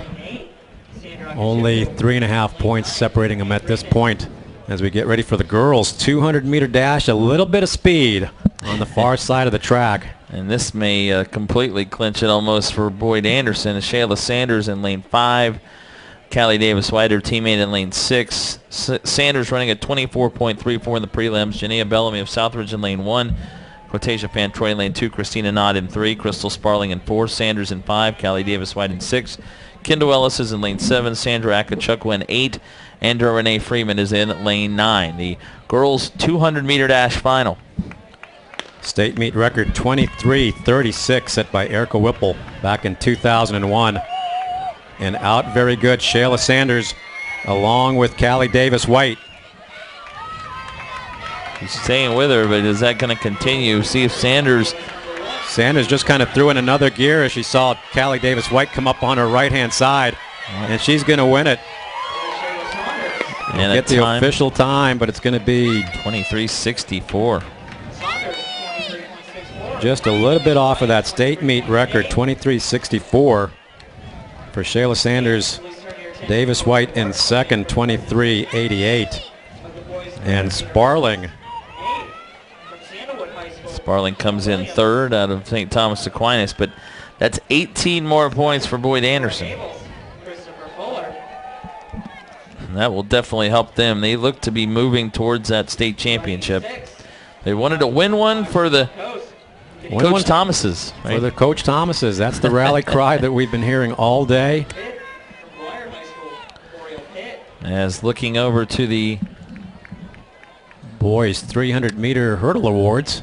Kimlin Dillon from Apopka in first. Second place to Maurice Dix from Aquinas. Third place goes to Christopher Grinley out of Park Vista. So Apopka moving up in the boys final, or the boys list right now, boys standings. So Kimlin Dillon with a double today as well. Well, you're getting ready for the boys 200-meter dash and a chance again to see Marvin Bracey. So double gold for Kimlin Dillon as he wins the 110s and the 300 hurdles, going 36:88 in the finals. Maurice Dix 37:03 and Christopher Grinley 37:33. Shayla Sanders winning a 23:64. Callie Davis-White in a 23:88 in the girls 200-meter dash final. The boys 200-meter dash coming up. Marvin Bracey will be in lane 5 out of Boone at 21:02 in the prelims. Already won the 100-meter dash. We're ready. As I'm looking out, I don't see Marvin Bracey in the block. So, you know, Maybe I kind of suspected that with the hamstring, they don't want to take any chances at this point. And I really kind of agree. Well, that's too bad considering, you know, we thought he might be running for a record tonight, but you can kind of understand it. Maybe the coach here who said, you're right, he has a future coming up, a bright future. So Bracey wins the 100 meters, but will not race in the 200 meters. So scratch for Marvin Bracey. Otherwise, we have Tony James of Buchholz in lane 1, St. John Lilly of Apopka in 2, John Franklin of South Plantation in lane 3, Armand Hall may now be the favorite from Aquinas in lane 4, Khalil Henderson of South Broward scheduled to be in lane 6. In 7, it's Brandon Carnes from Manatee, Tyrone Royal from American in 8, and Demiris Atis from Flanagan in lane 9. Well, you can fully understand Marvin Bracey not being in the 200. A lot of pressure exerted coming out of the blocks, and especially in the turn.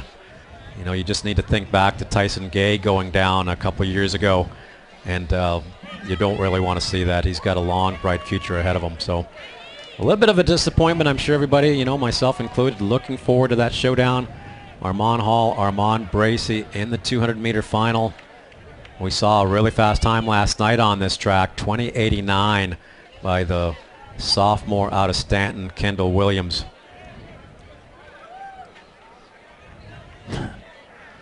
Oh, wow. We'll get to this in a minute, but now seeing the super moon, which is due tonight, starting to rise to our east over to the coast. Can barely see it, but it's coming up right over the trees. As the boys get ready to settle down in the blocks.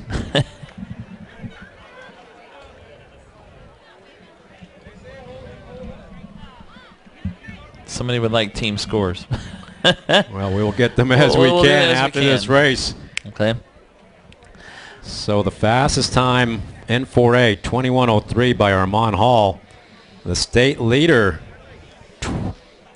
Kendall Williams, 20.89, and the state meet record, 20.58. Dentarius Locke when he was at Chamberlain, now at FSU. And a good start for Armand Hall. Also down in lane 2, St. John Lilly. And out in lane 7 is Tyrone Royal out of American. But it's going to be Armand Hall, and coming up in lane 6 to grab second, Khalil Henderson out of South Broward. And I guess we kind of knew that would come as Hall with a 21.16. And with no Marvin Bracey, it's all Armand Hall. He gets more points for St. Thomas Aquinas. Second place does go to Khalil Henderson from South Broward, 21.55. Third place for Tyrone Royal from American. Good finish for him as well. And in fourth place, it'll be Lilly. It will be St. John Lilly at 21.76 from Apopka. So Armand Hall, more points for St. Thomas Aquinas. And that will probably move them and keep them ahead of Colonial for now on the boys' side. And by the way, with Sanders in first, Davis White in second, in the girls' 200-meter, Boyd Anderson now has a 32-point edge on the girls' side with 74 St. Thomas Aquinas, and second out with 42 Nova, and third with 30 as we look to the medal stand. And speaking of that, this is the girls' 800-meter run. Natalie Concepcion of Ferguson winning. And second place to Ebony Rose of Dr. Kropp. Third place goes to Tanisha Coppin. Coming back gamely, Natalie Concepcion out of Ferguson High School, your state champion. A very game Tanisha Coppin out of Boyd Anderson, taking it out fast, right around 60 seconds for that opening 400. Not able to hold on as Natalie Concepcion making up some room in the last 50 meters.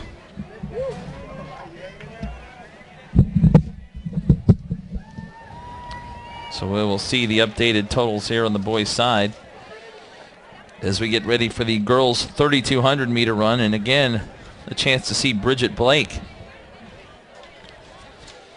She won the 1600 earlier. And we'll go for the 3200 title. And now updated, Armand Hall running a 21.16. Aquinas now ups the lead to Colonial. 69 points for St. Thomas Aquinas. 55.5 for Colonial. Apopka in third with 43. Park Vista tied with Lake Brantley for fourth with 32. And Flanagan in sixth with 25. And now on the medal stand,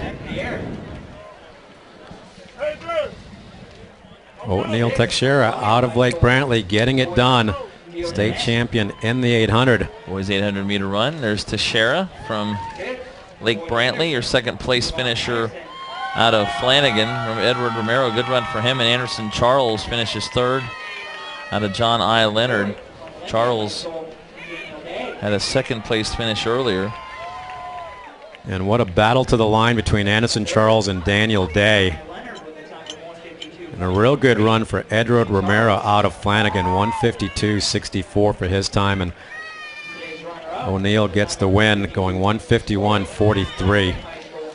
It'll be fun to see O'Neill over the next couple of years as he goes off to the University of South Florida and competes for the Bulls. They are having a really, really good recruiting class. They got Nick Friel to come on down out of Merritt Island. So very happy, O'Neill Teixeira out of Lake Brantley. So the girls 3,200 meters coming up. And again, Bridget Blake, the favorite here. She will start in lane 5A at 11:15.46 time in the regional out of Dr. Phillips. In lane 1, we'll have Courtney Zaboyan out of 1A, out of Jupiter. Lauren Gonzalez from Ferguson in 2A. Alexis Valley from Varela in 2B. Kara Halfaker from Plant in 3A. Brianna Jackson out of Newsom in 3B. Mary Kate Ponder from Mandarin in 4A. Giselle Suarez from St. Thomas Aquinas will be in lane 4B. Bridget Blake from Dr. Phillips in 5A. Julia Rodriguez from Plant in 5B. Margaret Schloss from St. Thomas Aquinas will be in 6A. Brianna Richard from St. Thomas in 6B. Caroline Gibson from Plant in 7A. Leah Tardanico from Varela in 7B. Amy Ankley from Haggerty in 8A. Katrina Santiago from Ferguson in 8B. And Kaylee Schmick from Cypress Creek will be in lane 9A.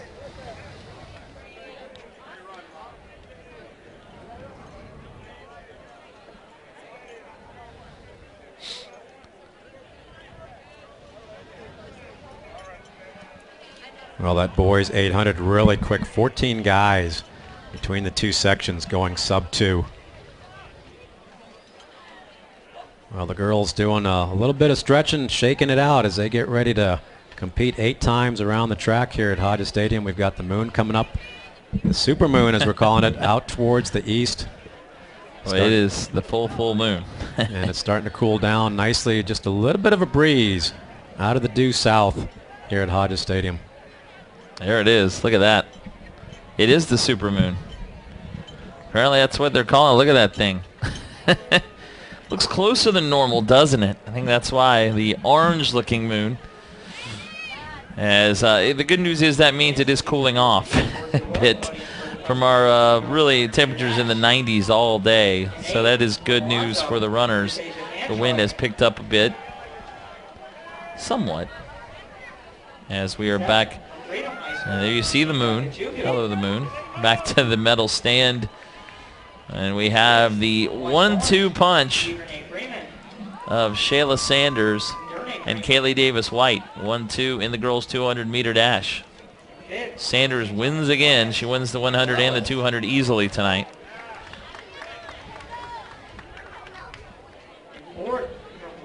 And again, Boyd Anderson really starting to rack up the points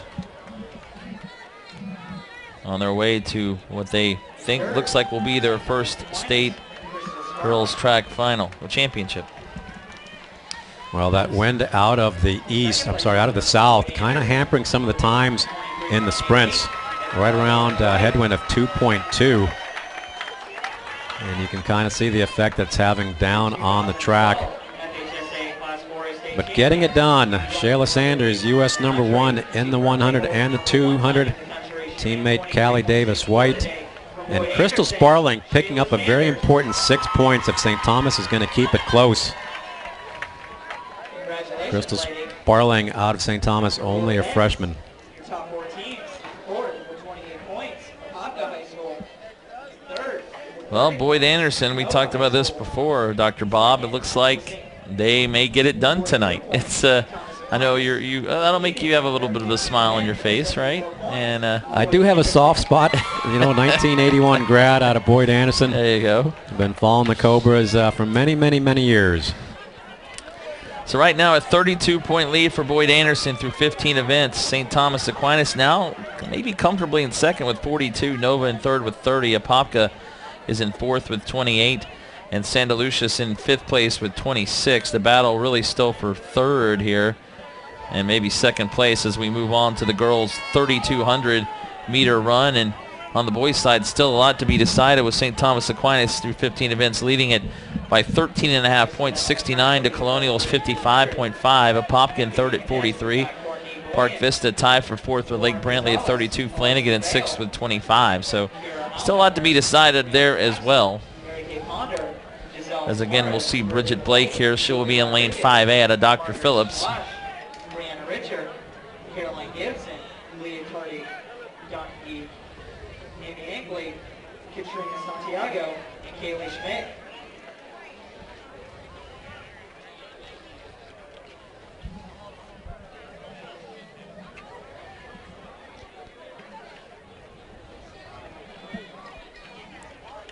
Well, the fastest time in 4A for the girls in the 3,200, 10:42.5. Bridget Blake out of Dr. Phillips won the 1,600 earlier on, and the favorite going into the 3,200. The fastest time in the state. Well, we had a chance to see her do the distance triple, one of the toughest things to do at the state meet, just because of just how condensed it is. Not a whole lot of time between the events. Lily Williams gets it done last night. Her state leading time 10:30.53, and at the end of the night she was still able to knock out a 10:30 point in the 3,200 in a dominant fashion. The national leader in the 3,200, Sarah Baxter, she's gone 10:08.11. And we've got to go back several years, back to 07, when we set the state meet record in the 3,200.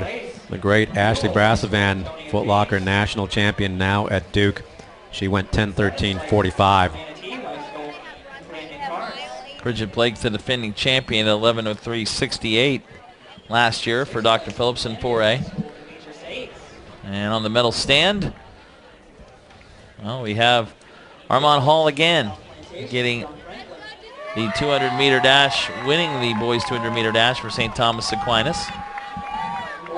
And a second-place finish for Khalil Henderson out of South Broward. Third from American High School, Tyrone Royal. And the third place for Americans, Tyrone Royal.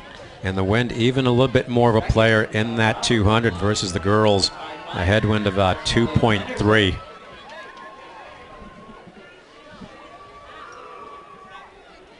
So Armand Hall gets the win, 21.16. Henderson in second, 21.55. And Royal in third, 21.75. Well, we'll get a chance to see some of these guys in the postseason. They'll finish up their there we go. We've got the chomp from the baby Gator, Armand Hall.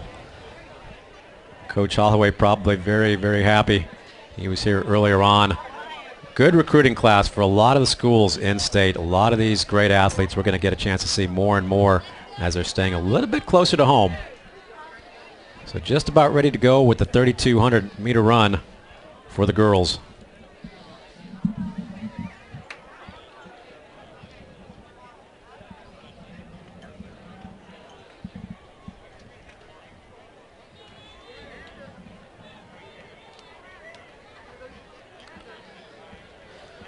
The first and the boys 3,200 meter run will be coming up after this. But here again, as we're off for the 3,200, the favorite is Bridget Blake of Dr. Phillips. Well, how are these tactics going to play out? Bridget coming back from a sub-5 effort in the 1,600 earlier on. Mary Kate Ponder in this field as well. They just ran the 1600. It wasn't all that long ago. Some of these girls in the 3200 are very, very fresh, as we see Amy Hankley out to the lead. Hinkley out of Haggerty, 11:31.55. She ran in the regionals. She'll take them through the 200 right around 36 seconds, with Bridget Blake in second, Mary Kate Ponder in third.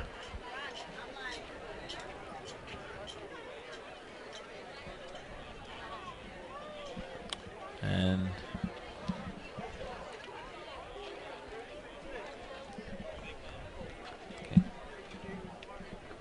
so everybody kind of settling in, that pack staying together to come in front of the grandstand for the first time. Amy Hankley out of Haggerty. She's coming back from that 1600 as well. Followed by Bridget Blake, Mary Kate Ponder. Those are your top three. We'll get a good split as they come through the 400. We'll call it right around 79 seconds.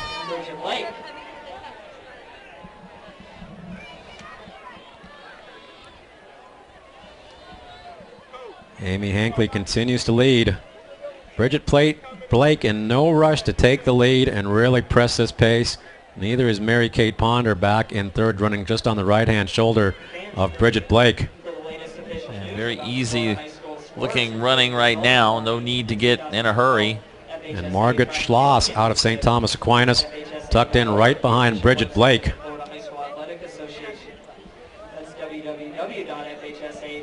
Also up in that lead pack, Lauren Gonzalez out of Ferguson.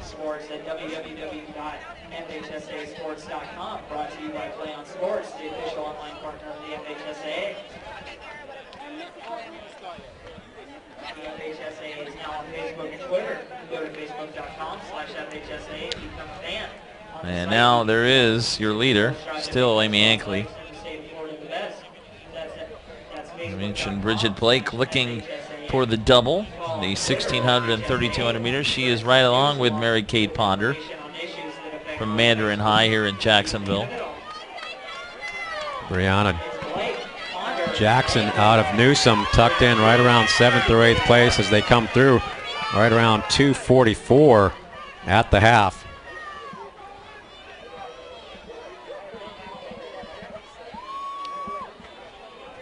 No real distance right now between the runners.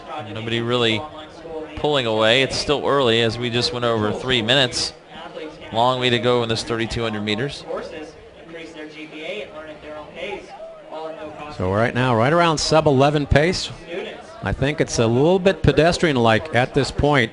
I think that as the race starts to unfold, we're going to start to see an increase in tempo. A lot of the front runners will start to pick up the pace the second half. Bridget Blake continues to lead. Mary Kate Ponder out of Mandarin in second. Mary Kate Ponder going off to the University of Kentucky next year. Amy Hankley out of Haggerty in third. And tucked away down in fourth, Margaret Schloss out of St. Thomas Aquinas.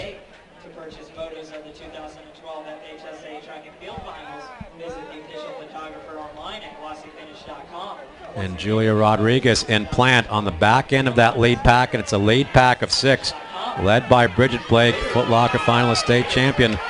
She will bring them through 4:07.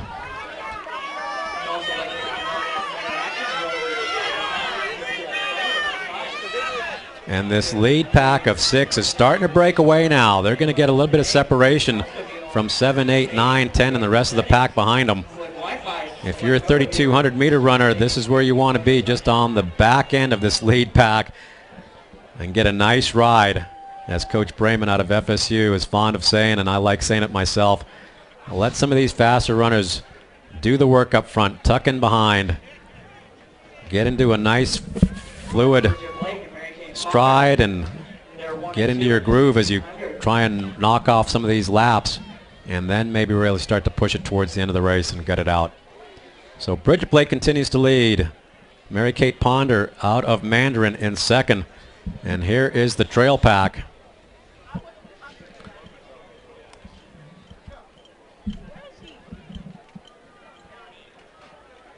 This is Blake. Ponder. And There's the pack behind Bridget Blake. 5 race runners behind her, led by Ponder in second. Margaret Schloss out of St. Thomas Aquinas will get a good 1,600 meter split right around 5:30, so like we thought, right around 11-minute pace. Bridget Blake now with a 2-second lead over Mary-Kate Ponder, starting to get some separation. And maybe this is the time as we approach 6 minutes for Bridget Blake to start making her move. As we saw in the 1600, she started pulling away and easily won there. Nobody really able to cover this surge and this increase in tempo that Bridget Blake is throwing down. They do have a pack of 5 runners right behind her, very close to each other. There they are, led by Mary-Kate Ponder from Mandarin, also Kara Halfaker, and they're out of Plant. Margaret Schloss in that group, along with Julia Rodriguez and Amy Hankley. That's the one thing that I think as a runner or an athlete, would have to learn is, when do you make your move? How much energy? You got to know how much energy you have, and Bridget Blake seems to be very good at knowing that. And yeah, she is in a pretty solid stride right now. This is a very comfortable pace for Bridget Blake.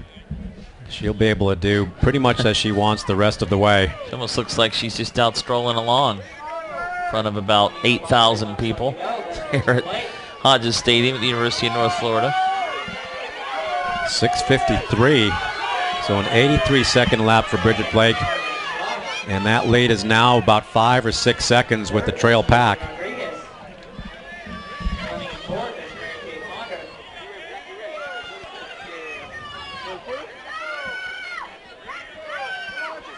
Bridget Blake has already gone 10:42 in the 3,200. That's her PR coming in. Well, we've got pretty much 3 races going on. We've got Bridget Blake against the clock. We've got this chase pack of 5, and we know that 8 score. So there's 2 runners behind this trail pack that are hoping to get up on the podium, and they've got a couple laps to kind of secure a podium spot. Mary-Kate Ponder now kind of falling off the pace, back into 4th. Margaret Schloss starting to move up into 2nd place, and she is going to be bringing along with her Julia Rodriguez out of Plant High School.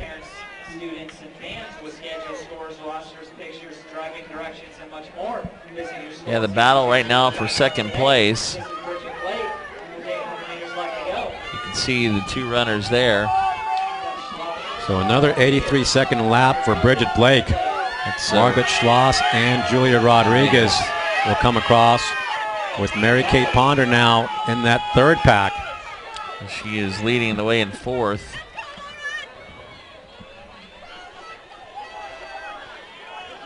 But there is Bridget Blake again, extending her lead. It's hard to find the 2nd and 3rd place runners.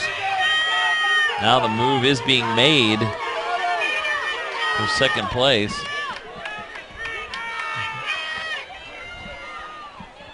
The move for 2nd place being made. And I believe that's Schloss that went into 2nd. Or is that? Actually, that's Julia Rodriguez in 2nd, Schloss in 3rd, with Mary-Kate Ponder holding down 4th place. So Julia Rodriguez out of Plant. She comes in with a PR in the 3,200 meter run of 11:13. I feel like I'm watching NASCAR right now, as Bridget Blake will have to lap a runner here. And Schloss is an 11:24 3,200 meter runner, 9:39. Well, she is putting some distance between herself. Rodriguez is between herself and 2nd, trying to make a run at Blake. So Bridget Blake throwing down another 83-second lap. Julia Rodriguez holding on to 2nd. Schloss in 3rd. Mary-Kate Ponder kind of faulting now with 1 lap to go, back into 5th, and Hankley's going to go past her. So Hankley into 5th, but Bridget Blake will get the double here tonight at 4A. She's got 250 meters to go. Looks like Second place will belong to Rodriguez. Still a ways to go there, though. And Lauren Gonzalez out of Ferguson in fourth, with Amy Hankley behind her in fifth down the backstretch. Be interesting to see if Amy Hankley able to make up any room, but down the final stretch she comes. One of Florida's premier talents in the distance events, a Foot Locker finalist and state champion. Notching another state championship tonight. Pretty much running away with this girls 3200. And it's going to go, she's going to go negative. We'll call it 10:57 for her time. So she goes 5:30, 5:27. Negative the second mile, and a good run for Julia Rodriguez out of Plant. 11:07, a PR for Julia. And coming up in third will be Schloss out of St. Thomas Aquinas. 10:57.35 for Blake. So Lauren Gonzalez finishing up out of Ferguson. Mary Kate Ponder coming back on Hankley. Both of them going right around 11:28, 11:29. Sub 11 time for Blake. Rodriguez, as you said, in second at 11:07.45. Schloss at 11:14.64. Ponder ends up fifth, as you mentioned. So there you go, an easy win for Bridget Blake. And Dr. Phillips will pick up 10 points. And Blake wins the 16 and the 3200. Sixth is Ankley, seventh is Aboyan.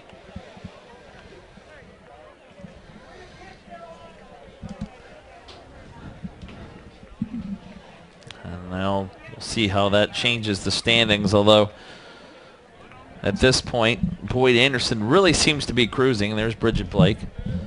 And Margaret Schloss having a good race and really doing her part, getting some points for St. Thomas Aquinas.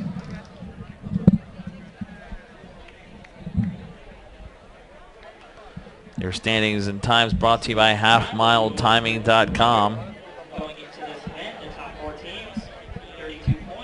10:57.35 in the regionals was 11:15.46, so a good time today for Blake.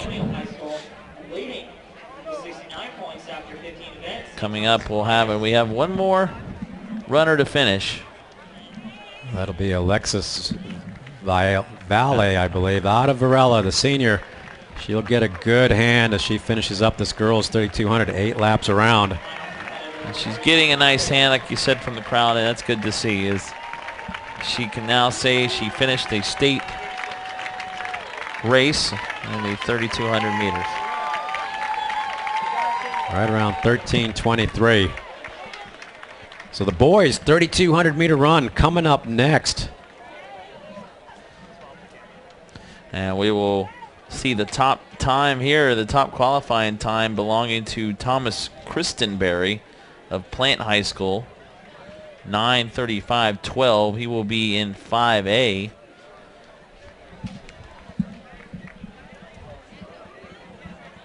There you see the boys as they get ready to race the 3200 meters. And then after that, we have only one more event to go in the 4A state championship tonight, the 4x400 meters for the girls and boys. Well, we get a chance to take a look at the boys getting some last minute instructions from the official Hall of Famer Tony Tussing. These officials working just as hard as anybody else out here, without a doubt. Well, I'm really looking forward to this 3200. There's a couple of freshmen that I want to see race at this level. Kurt Convey being one of them, along with Nick Diaz out of Miami Sunset. They are the future. Those are a couple of freshmen. Kurt Convey from Coral Reef. Kristen Berry, a senior out of Plant High School. As the boys' 3200 meter run will take place here in just a moment. Kristen Berry, maybe out of Plant, considered a slight favorite. Well, this race a little bit different than a lot of the races we've seen in 1, 2, and 3A. A lot of these guys are coming in fresh to the 3200. If I counted them correct, it's 11 guys that should be coming in fresh to this 3200 field. It's going to be led by Andres Arroyo. Don't let his regional time fool you. Andres Arroyo will be there in the hunt. We're calling him the Amazing Arroyo. Yes, he has already picked up a victory tonight. Arroyo won the boys 1600 title, where he was able to hold off Anderson Charles. And he will start tonight in lane 4A, the defending champion in 4A in the 3200, Armando Del Valle of Miami Columbus. Won the last 2 years. Last year a 9:09.08. As the runners get in place, we will be ready to go in a minute. The all-time FHSAA record, Sean Jefferson of Atlantic, 2001, Delray Beach, 8:59.03. Yeah, one of the Jefferson twins. That was a stellar time for distance in the state of Florida when those guys were throwing down unbelievable times from the 800 on up. So through 16 events, Boyd Anderson has clinched their first state championship here in the girls track and field. One event to go. They have a 26-point lead over St. Thomas Aquinas. Do it for Coach Thomas's. They have, and a lot of help and a lot of thanks have to go out to Shayla Sanders, but also Callie Davis-White, but an overall great effort by the team. Sanders and Davis-White with their 1-2 finish in the girls 200 meter really clinched it for Boyd Anderson, but still one more event to go, the girls 4x400. And looks like St. Thomas Aquinas will finish second with 48. The battles for third as we start the boys 3200 meter run. Well, the class leader in this race, Andres Arroyo, also the fastest in the state, gone 9:10.37 at the FSU relays. Chris Godwin in this race, he's gone 9:21.19, also at the FSU relays. He's out of Buchholz. And this is to be expected. Taking it out really fast like he normally does.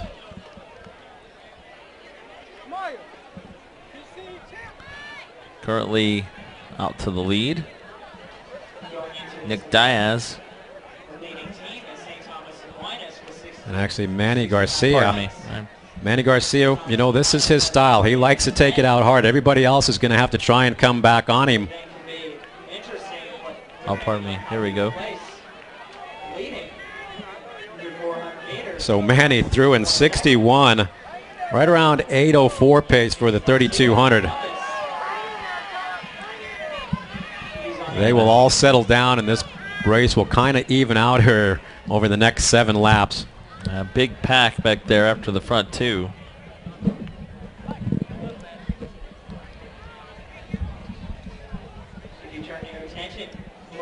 Garcia extending that lead a bit. But a long way to go. He's out of Columbus High School. Well, his best time this year, 9:35.19 at the Region 4 meet. So building up a substantial lead. Is it too early, though? That's the question. Well, this is his style, and it's worked for him in the past. We kind of thought that that's what he would do coming into this final. Question is, at what point does the rest of the pack decide to maybe work together and try and come back? And Manny Garcia out of Columbus.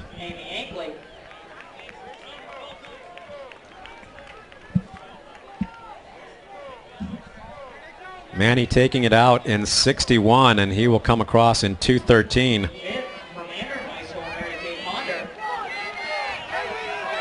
So still a pretty decent pace from Manny Garcia as he throws down a 72 second lap. Now we're going to start to see the rest of the pack slowly, I think, start to eat away at this lead. Second place from HB Plant with a time of 11:07, Julia Rodriguez. Your 2012 FHSAA Class 4A state champion with a time of 10:57. And there's the pack, as you can see. Well, Manny Garcia was able to use this tactic at the regional meet and win the region. He comes in, you know, you also want to know what kind of 1600 meter speed he's got. Well, he's gone 4:35.65 and 9:35 for the 3200 and right around 15:41 in the 5K. And Garcia still with a big lead, but everyone else behind him in the pack. Garcia's regional time, he came in with a 9:35.19. Not far behind Christenberry's time. Well, he'll bring him through 3:26 for the lead. A 73-second lap for Manny. And now we're starting to see Chris Godwin, Foot Locker finalist senior, out of Buchholz, going off to FSU next year. And right behind him, Andres Arroyo out of Colonial. These guys are starting to shorten up that distance. That gap is now not half of what it was earlier on. Manny Garcia still continues to lead. Here comes Chris Godwin and Arroyo. So that's a lot of pressure behind you, knowing that you've taken it out in 61 for your first 400.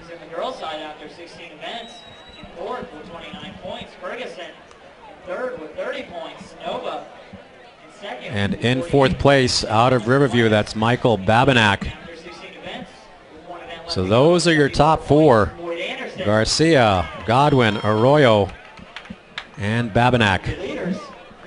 We'll get a good 1,600-meter split. It's going to be fairly solid at the 1,600.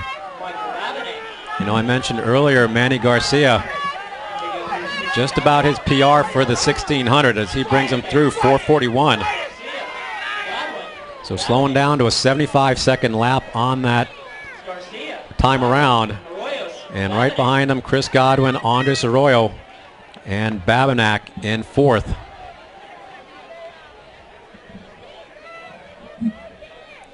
Well, we got a chance to see the battle between Godwin and Arroyo play out last week. A little bit different this week. When it was all said and done, Andres Arroyo was the winner, but he kind of laid off the early pace and came back with an amazing kick in the last lap just to catch Godwin at the line. So now Arroyo will move past Manny Garcia here shortly with Chris Godwin in trail. It'll be interesting to see if Manny Garcia is able to tuck in now behind these front runners. It's going to be Arroyo and Godwin, or if he's going to keep falling off the back end of this pack as the chase pack will start to slowly catch up to Manny Garcia.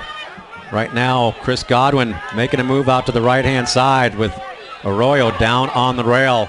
5:54. So a 74-second lap. This isn't anything that Andres Arroyo can't handle if we get late into this race and he's still around. The secret now for Chris Godwin is knowing that Arroyo has already run the 4x8 where he split 150.9 earlier on, and he ran 4:14 in the 1600. You don't want to make it come down to a kick. Chris saw what kind of kick Arroyo had last week. He wants to get as much of his lead and make Andres work as hard as he can here over the next couple of laps. And Chris has decent finishing speed. We got a chance to see it at Foot Locker South. He was Florida's fastest qualifier, finished 11th at the South Regional, and ended up going off to Foot Locker Nationals as the alternate.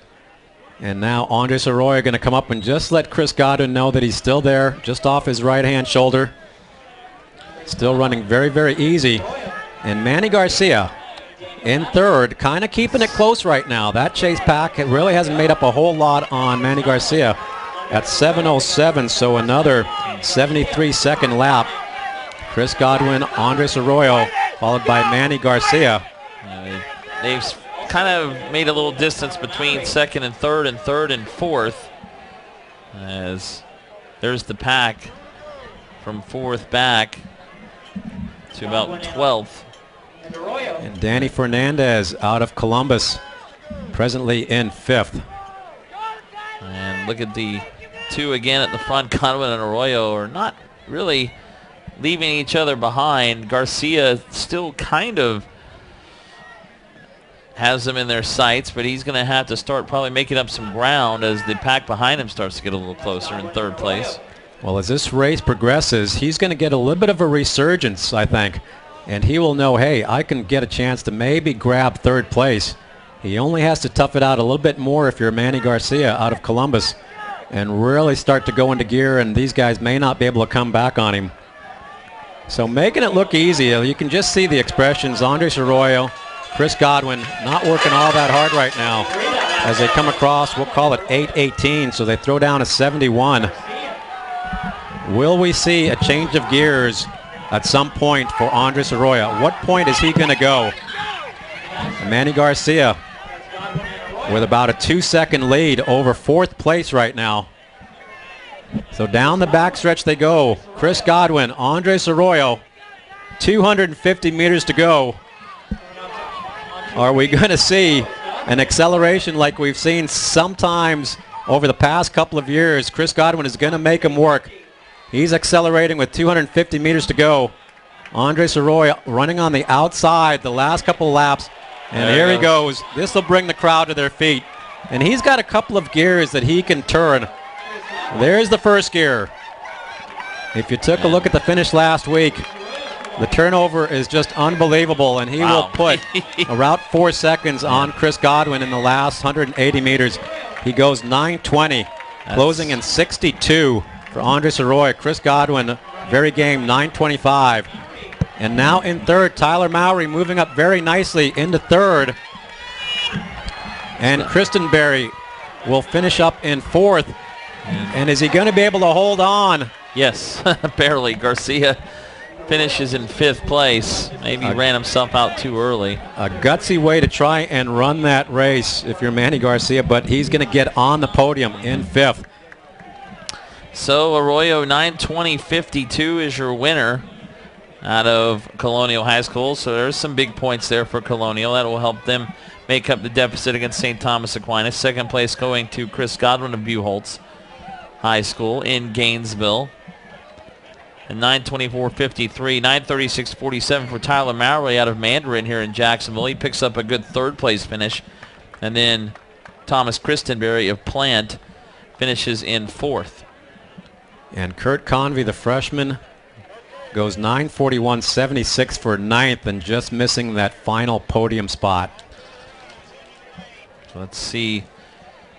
Colonial will pick up 10 points, and with no St. Thomas Aquinas runner in there, that'll shave the deficit a bit for Colonial. As we have 1 race to go in the boys 4x400 meter relay.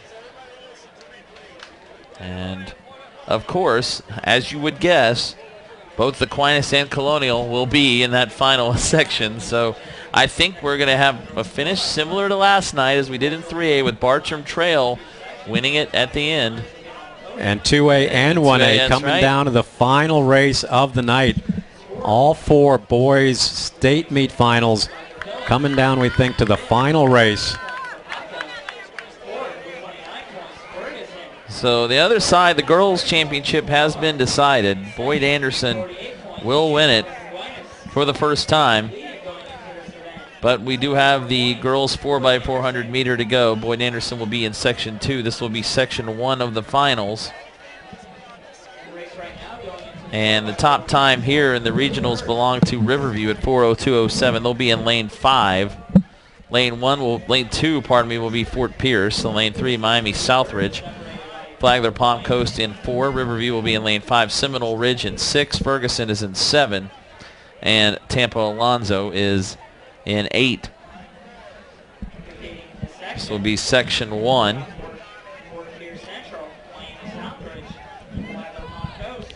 And we will update these boys' standings here. Is my computer shut down? Let's see. That's the boys 4x100 meters. So not quite updated, but I can tell you that Colonial will now have 65.5 points through 15 events. Aquinas at 69. So it's a 3.5 point difference between the two. Apopka in 3rd with 43. Park Vista still in 4th with 32. With a tie with Lake Brantley with 32. Those are your top 5 right now. Flanagan in 6th with 25. So it will come down to the last race there. But in a minute, we'll have the girls 4x400 meter relay final. Well, the fastest time in the state for the girls 4x4 and 4A, 3:44.47 by St. Thomas Aquinas. And the state meet record, 3:43.68.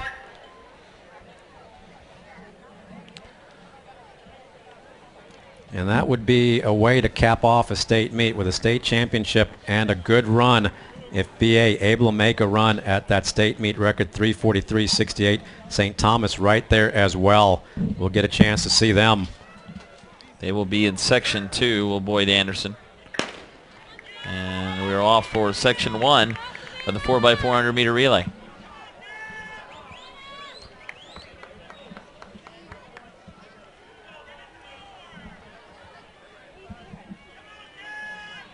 Looks like the leader currently is Southridge. I believe that is Riverview taking the lead now in lane 5. Or is that 6? Pardon me. That is 6, Seminole Ridge. In lane 7 in second place, Ferguson. Well, we'll get a good indication of a split as they come off for this first exchange. Actually, that is Ferguson in 7 in the lead, and 8 is Alonzo. In lane 6 coming in right now at second, Seminole Ridge. With our first handoff, Ferguson continues to lead in 7. Southridge now is in second place. And in third, we have Fort Pierce. Good run right now for Ferguson. 3:43.64, held by Boyd Anderson. Top time in the country right now. As they will move into the single file. Good lead right now, though, for Ferguson.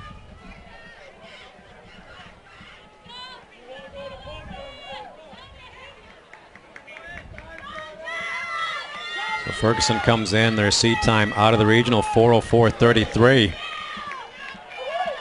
They will hand off with about a 10-meter lead.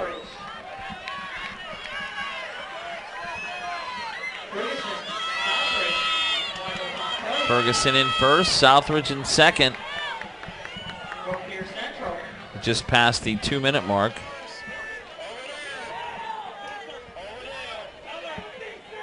And boy, here comes Southridge making a run at first place Ferguson team. Flagler Palm Coast is in third place. But keeping the lead right now is Miami Ferguson. If we will see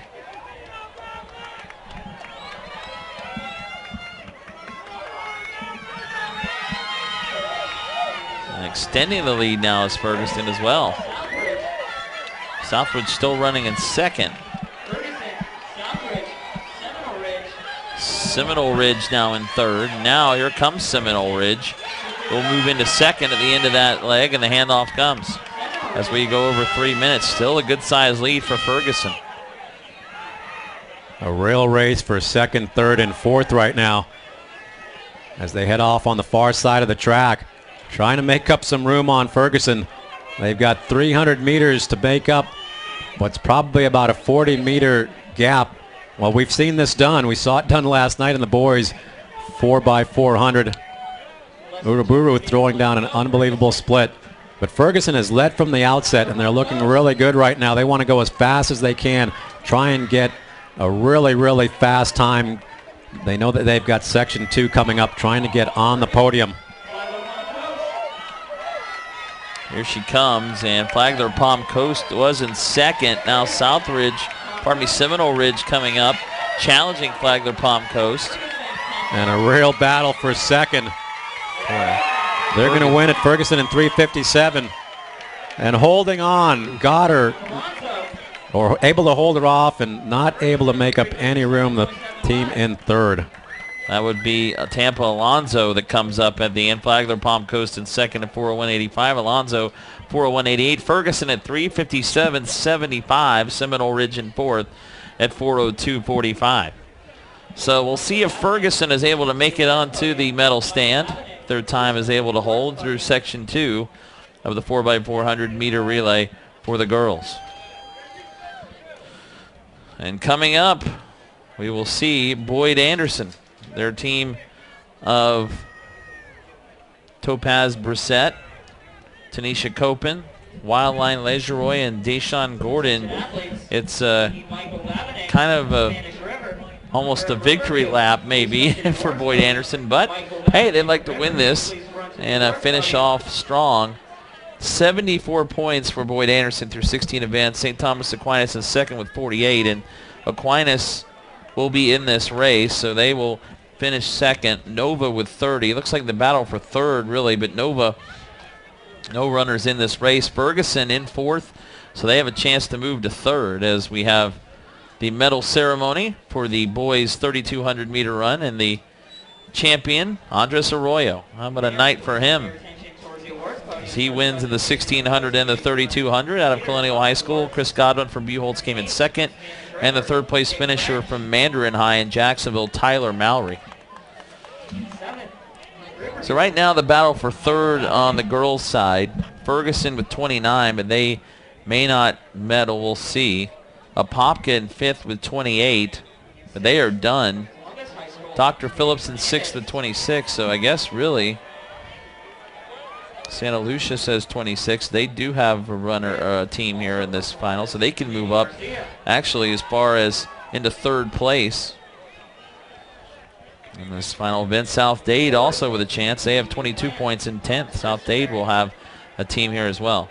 But Boyd Anderson will finish first. St. Thomas Aquinas second. And congratulations to the Lady Cobras.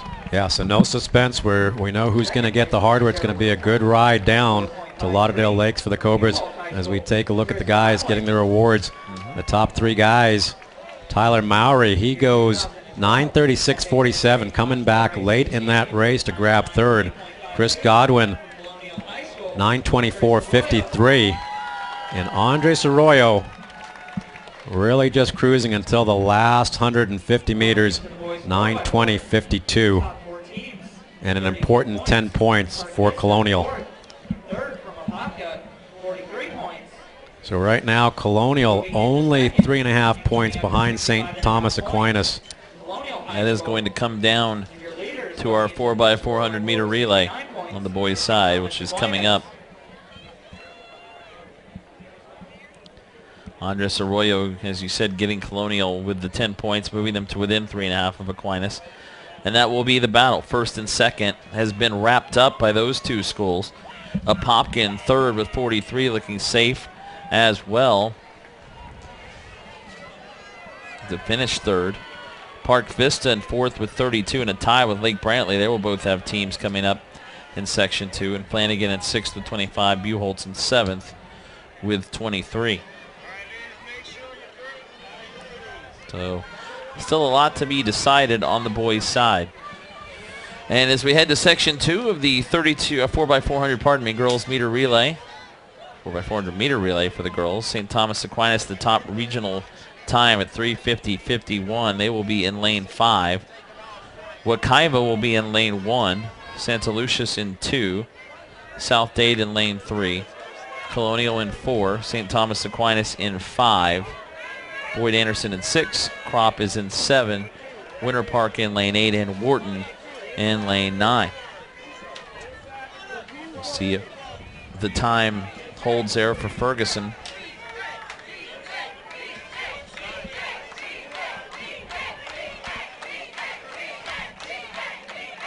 And they can make it onto the medal stand.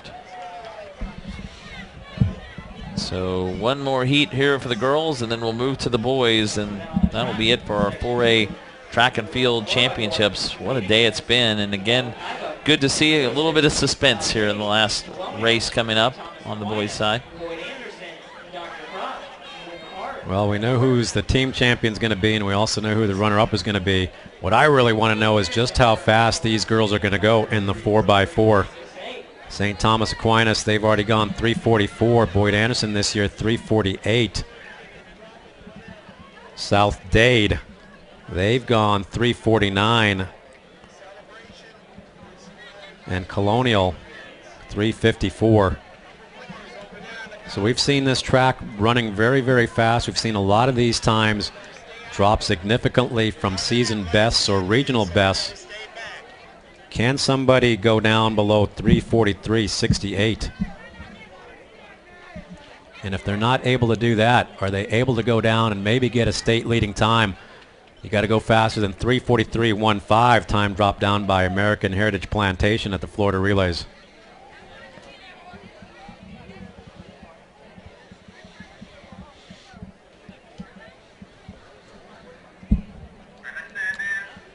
Again, Boyd Anderson will be in lane 6, Aquinas in lane 5. Those are your fastest times in the regionals here in this. And just to let everybody know, we are going off of the results that we're seeing on halfmiletiming.com. We are getting some reports in that there may be a little bit of confusion with the times and a lot of these placings. So nothing is promised right now. You know, we think that the team championship is a given. We think that the runner-up trophy is a given. We got the race to still compete on the track. So if you're down there as a competitor, it's going to be an all-out effort to try and run as fast as you can in this girls 4x4. We'll let the timers sort it out, but here we go. Yeah, Wharton off to the lead in lane 9.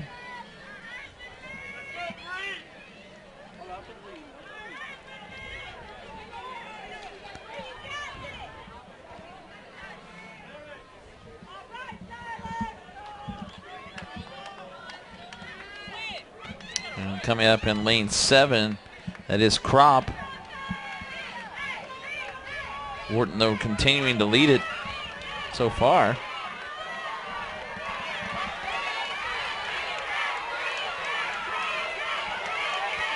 And now here comes Boyd Anderson and Aquinas as we get to our first. Well, pretty much a dead heat, but it looks like it's going to be Aquinas. Aquinas up in lane 5. Takes the lead. Boyd Anderson in lane 6, running in second.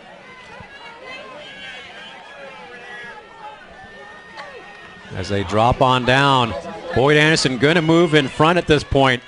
Moving out in lane 2 and into the lead. Boyd Anderson followed by St. Thomas Aquinas. They're running 1-2. There's Boyd Anderson, as you said, taking the lead. Aquinas trying to make up some ground here.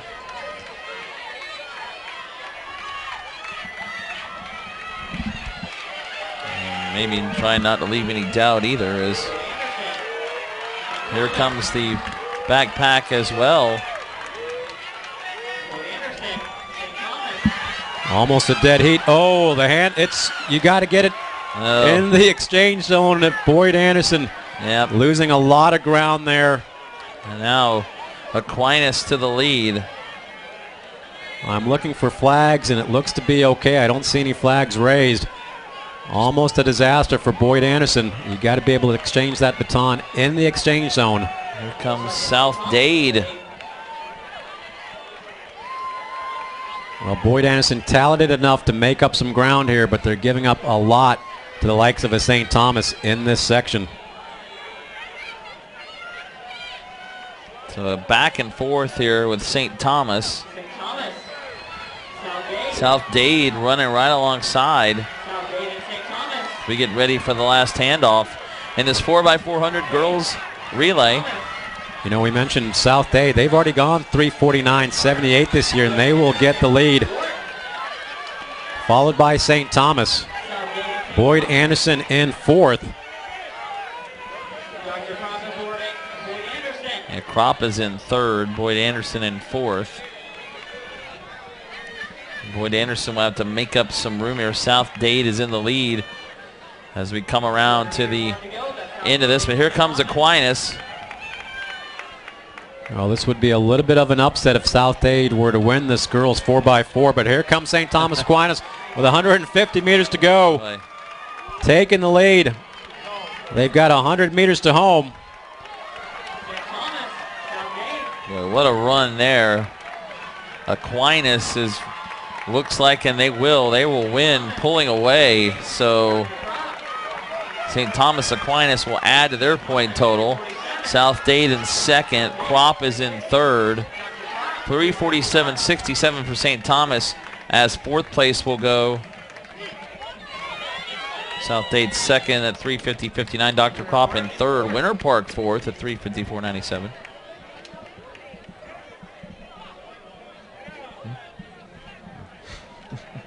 Boyd Anderson in fifth at 3:56.11.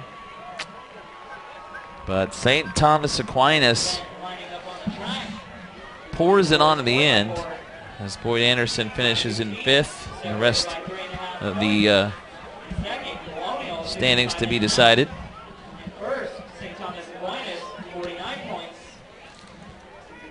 So that would seem to, again, keep St. Thomas in second place. That would make definitely clinch second for them. Boyd Anderson finishing in first already with 74. St. Thomas, that would give them 58, and Boyd Anderson finishing fifth would give them 78. So we will get those official totals here after the official results are posted here, the girls 4x400 meter. That leaves us with one race to go, the boys 4x400 meter relay. And in section 1, the top time in the regional belongs to Winter Park at 3:21.50. They will be in lane 5. And there is Winter Park right there. We'll start off in lane 2 with Vero Beach. North Miami Beach in lane 3. South Dade will be in 4. Winter Park in 5. American in 6. Lane 7 with Riverview. In lane 8, Freedom High School. We'll have the two teams battling for the boys' title, Aquinas and Colonial, coming up in section 2.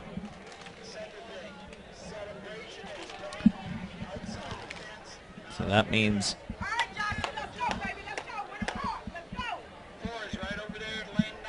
St. Thomas Aquinas. And by the way, Ferguson did finish 8th, so they get a point there in that final girls meet. Dr. Kropp 3rd, South Dade was 2nd, Winter Park 4th, Boyd Anderson 5th, Colonial in 6th, Santa Lucia 7th, Ferguson in 8th. So unofficially, Boyd Anderson is the winner on the girls' side in Class 4A with 78 points. Aquinas is 2nd with 58. We have a three-way tie for 3rd. South Dade, Ferguson, and Nova with 30. Apopka and Santa Lucia's tie for 6th with 28. Colonial in 8th at 27.2. Dr. Phillips in 9th with 26. And Miami Southridge comes in 10th with 23. So we need to decide the boys champion now, as it comes down to Colonial and Dr. Phillips. Pardon me. Colonial and St. Thomas Aquinas. Well, the fastest time in the state, regardless of class, 3:15.62 by St. Thomas. They will be running again in section 2 of this 4x400 meter relay. And we're off.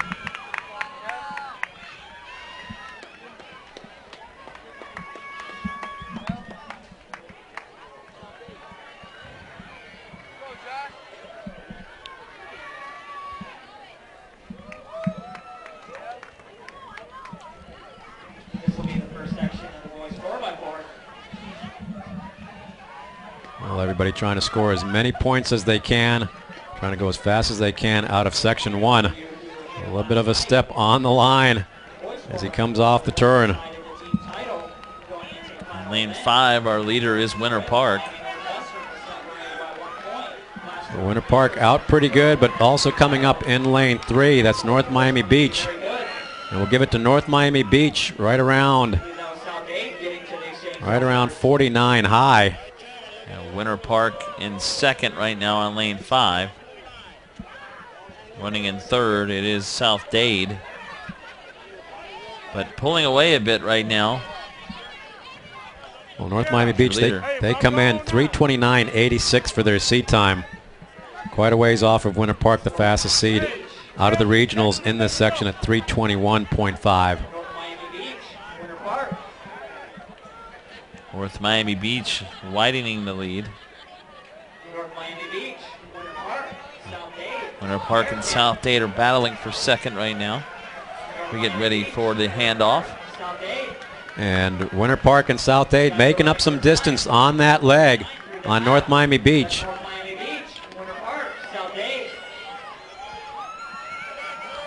North Miami Beach, Winter Park, South Dade. Those are your top three.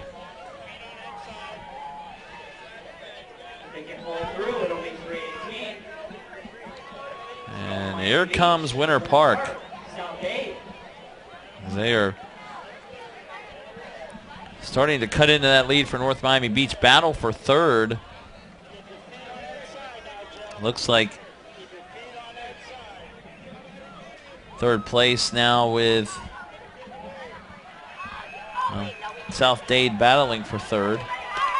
And coming up good on this leg, he's going to put him into third. But it's going to be North Miami Beach followed by Winter Park. Winter Park has already gone 3:20.43 this year as they come across right around 2:31. And here comes Winter Park again. Right on and heading to the lead. Nice run here for Winter Park, and they are into the lead. Taking the lead 250 meters out.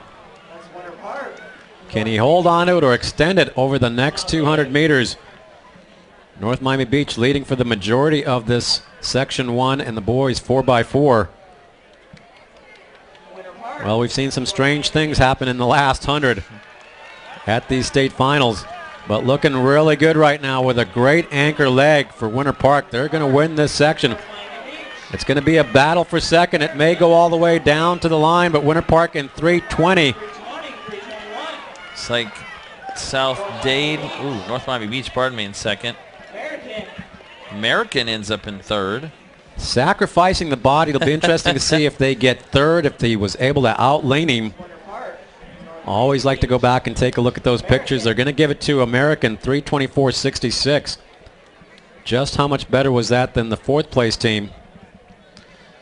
Now South Dade just behind at 3:24.67. Winter Park 3:21.05 leads the way. North Miami 3:24.28. North Miami Beach.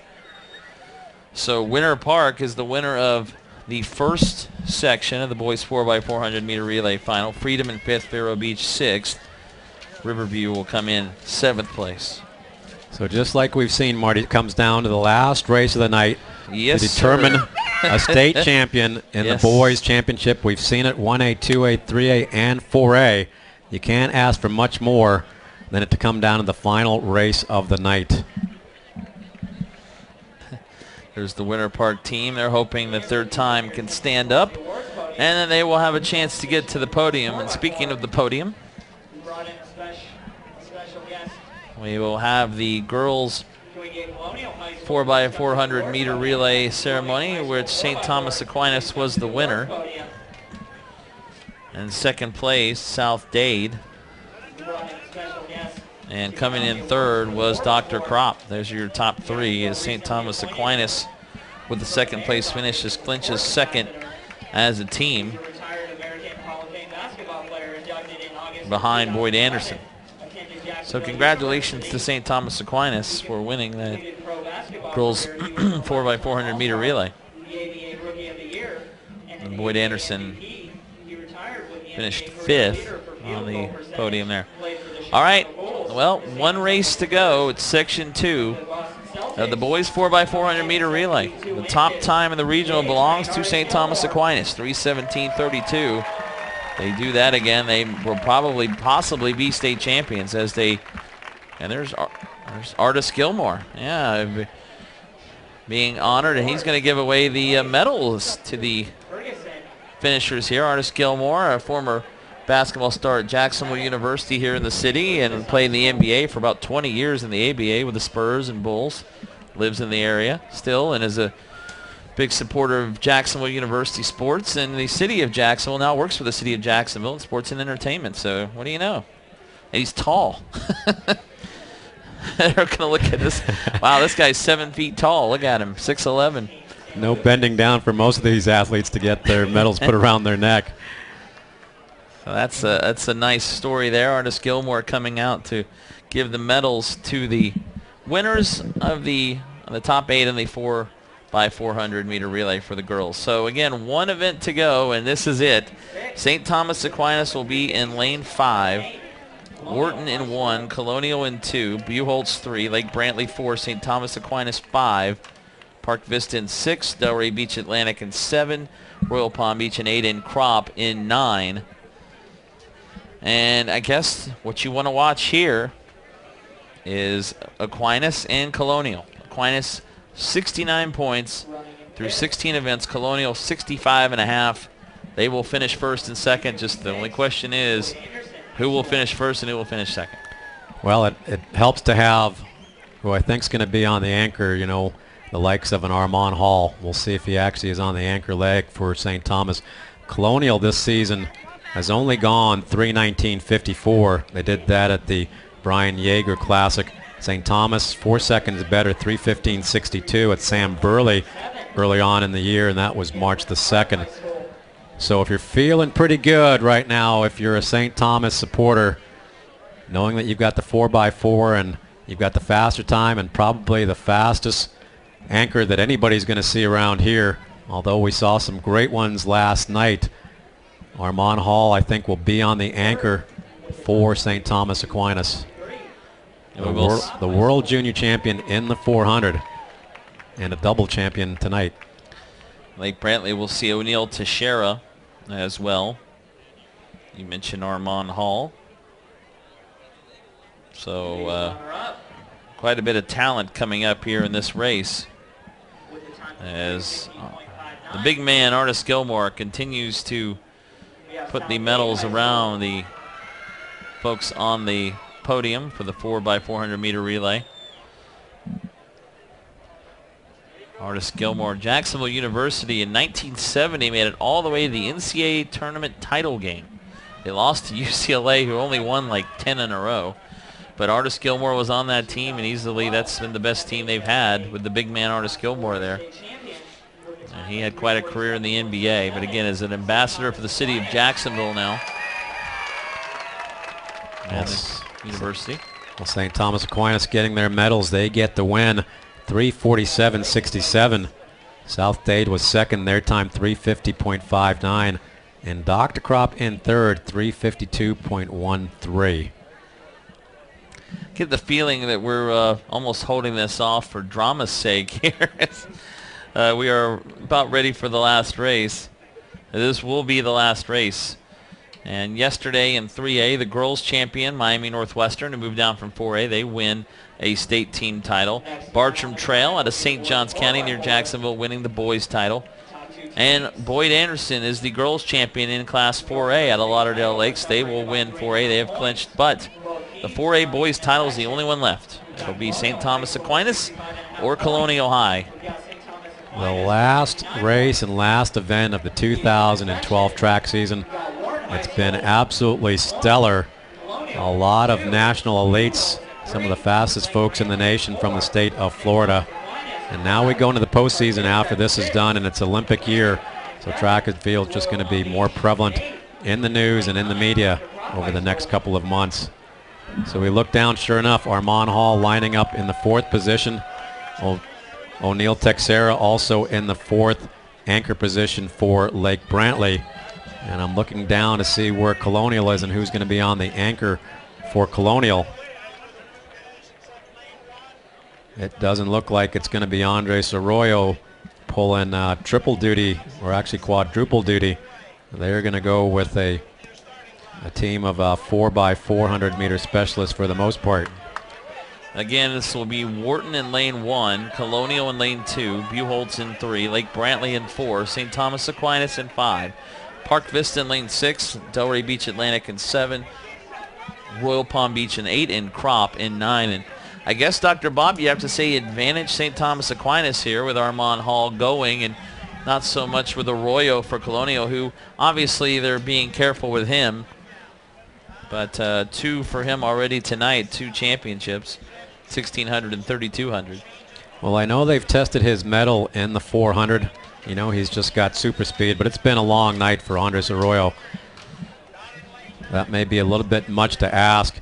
Yep, you got to be feeling pretty good if you're St. Thomas Aquinas. You know, we mentioned this a couple nights ago. You got to be able to get the baton all the way around the track. If you're St. Thomas Aquinas, you know you're probably a couple seconds faster than the rest of the field. You just have to play it safe and make sure that you get the win and you put Colonial far enough back behind you. If you're Colonial, you probably want some help in this race. And where is it going to come from? Is it going to come from another team? Is it going to come from something really weird happening in the final event of the night?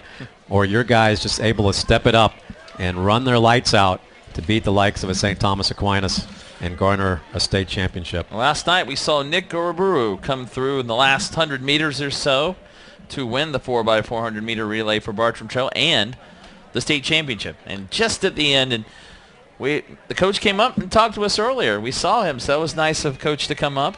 Coach Nowicki, first yeah, ever track title as the head coach. He had a couple over at Wolfson. Very nice of him to come up to the press box.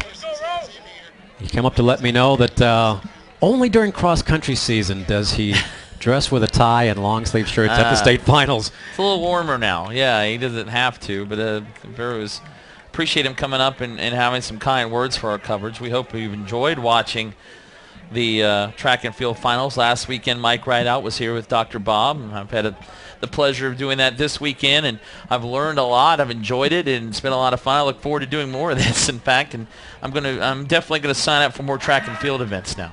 So, yeah, we'd love to see you come up. You know, we've got the NCAA East Regionals. Come on out. Memorial Day, yep. Take a look at some of the competition that's going to be right here in Jacksonville on this track. Some of the best in the NCAA. So just about ready to go. Final race of the night. Boys 4x4, a state championship on the line. Again, Aquinas is in lane 5. Colonial in lane 2. Those are the two to watch here for the team title. So a good start. As up in lane 8. Moving out pretty good. That's Royal Palm Beach. Also now in lane 7, Atlantic Delray. It is in lane 7 right now. Atlantic battling with Royal Palm Beach. We'll see if Aquinas tries to turn it off. Obviously, Armand Hall still to come in third right now is Crop. But Park Vista in lane 6, and then Aquinas now coming up as well. And this will be a good leg for St. Thomas Aquinas. They got to get the baton exchanged. We'll call it right around 51 low. And there they go. There goes Aquinas. And Lake Brantley will be right on their heels. Actually, Lake Brantley will get the lead as they cut on in. Lake Brantley followed by St. Thomas Aquinas, followed by Park Vista. Dr. Crop in, that is Park Vista in third, I believe, yes. So Lake Brantley, St. Thomas Aquinas. Here comes St. Thomas Aquinas. And coming back from fourth, going to be moving up very nicely. They'll have 4 guys in the exchange zone at the same time. This is when it gets dangerous. You got to protect that baton. Oh, almost a spill there between Park Vista. Lake Brantley now back into the lead. St. Thomas back in fourth. So the question is, where is Colonial?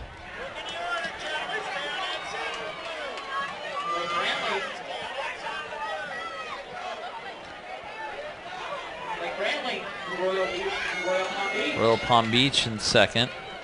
Well, we will try and pick up Colonial and see if they're able to get back into this race. Looks like Colonial running back in second. They're back in 5th. Aquinas in second right now, behind Lake Brantley. And that actually is not 5th. So Lake Brantley will take it. 2:27. St. Thomas Aquinas with Armand Hall on the anchor leg. So O'Neill Texera going to give up the lead to Armand Hall, the world junior champion. The rest of the guys coming in behind him. Colonial was back in 7th. So some of the suspense taken out of this last leg.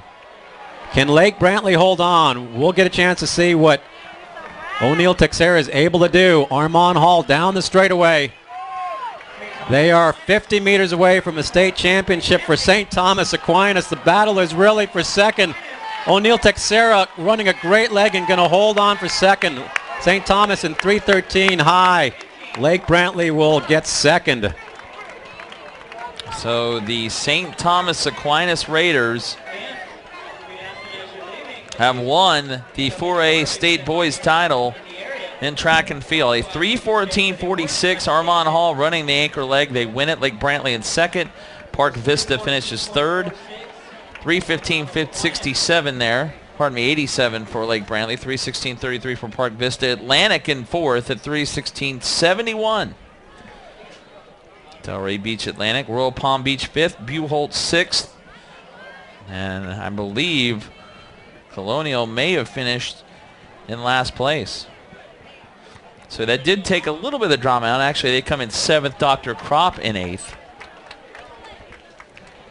And Wharton in ninth. But all that means is the St. Thomas Aquinas Raiders win the state title by winning the 4x400 meter relay. So that's a way to do it in style. And if you're Colonial, you've got to be happy. You come in and you're going to walk away with hardware with the runner-up position. All the guys down on the track. It's been a long, long day and a long, long season for a lot of these folks. They're exhilarated. That will take some of the sting out of that last event. Well, here are the final standings, and these are again according to halfmiletiming.com. On the boys' side, through the 17 events, St. Thomas Aquinas with 79 points. Colonial finishes second with 66.5.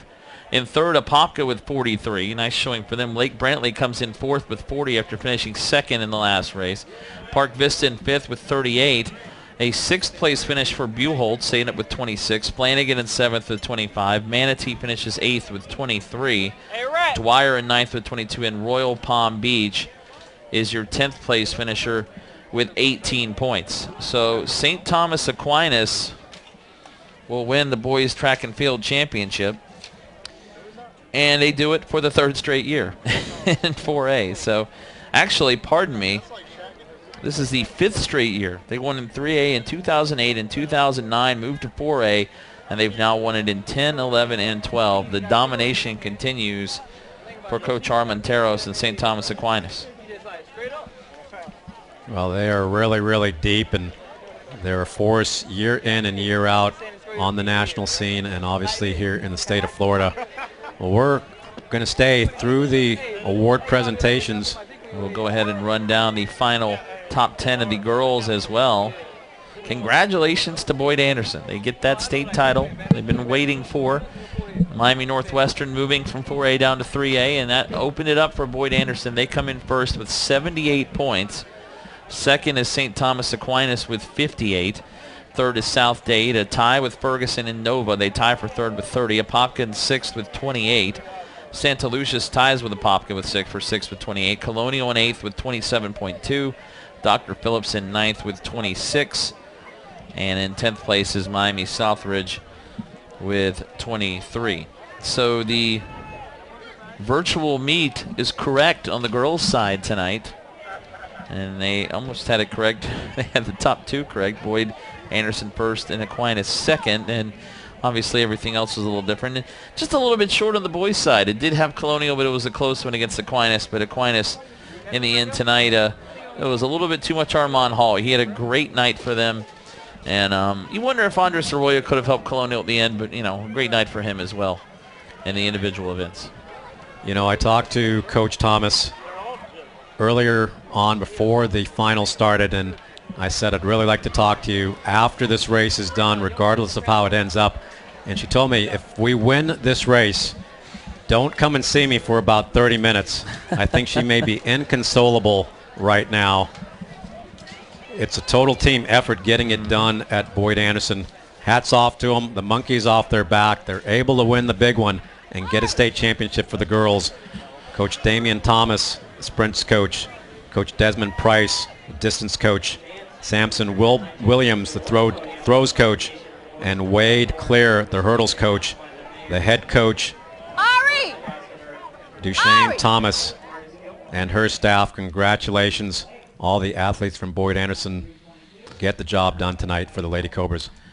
And on the medal stand, we have the boys 4x400 meter relay finalists, and the top finishers here is St. Thomas Aquinas celebrating in the middle. They finished first, and that clinches their state title for the 5th year in a row, the 3rd straight in 4A. 3:14.46 was the time for Aquinas. Second was Lake Brantley at 3:15.87. In third place, Park Vista at 3:16.33. Delray Beach Atlantic in fourth, 3:16.71. Royal Palm Beach in fifth, 3:18.01. Buchholz was sixth. Seventh was Winter Park.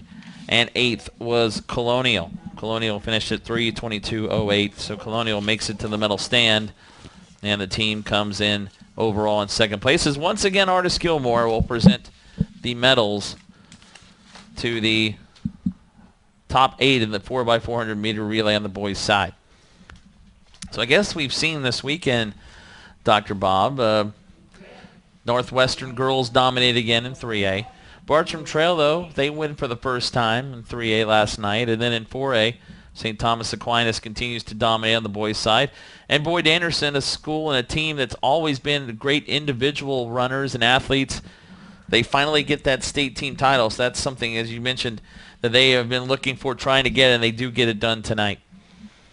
Yeah, not to make it, the Boyd Anderson show, but that really was one of the big stories coming into this meet. Could they get the monkey off their back? And they've always had great teams, but they've just had things go against them in the big meets here in the state championship.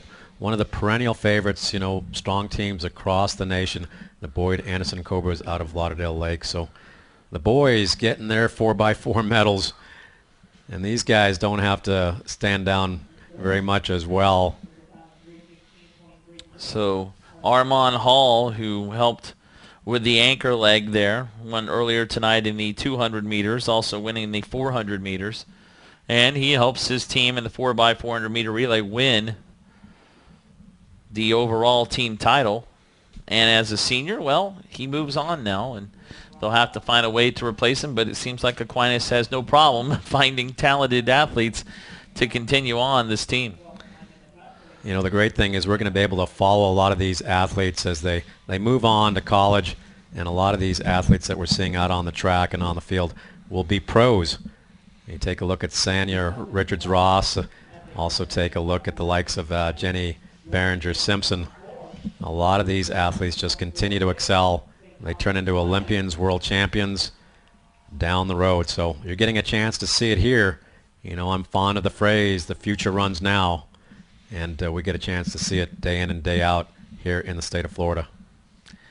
Well, this has been a fun event. We've had a lot of heat, but some great racing, some great overall accomplishments individually and team-wise. And we really enjoyed this here in Jacksonville. I know I have this weekend, and last weekend for 1A and 2A, this weekend for 3A and 4A is the boys track and girls track and field finals of the FHSAA will return to Jacksonville next year at the University of North Florida Hodges Stadium, as they made the trip over here from Winter Park and Showalter Field for many years down there in Winter Park. But I know that Jacksonville was looking forward to hosting this event for the first time in many years. They hosted the girls event once at Wolfson High School a few years back, but they have not hosted the boys event in many years. So the city of Jacksonville putting out its rolling out the red carpet. You would say the University of North Florida as well. As school is now out here, but baseball season is still going on. The Ospreys were out of town this weekend, so this was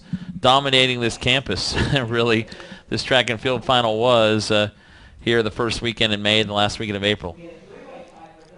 And St. Thomas Aquinas throwing it down in that 4x4 with a U.S. number 4 time, and also the number 1 time in the state of Florida. And we saw some times, some personal bests and records being broken today, as you just said. And now we're going to have the team trophies being given out.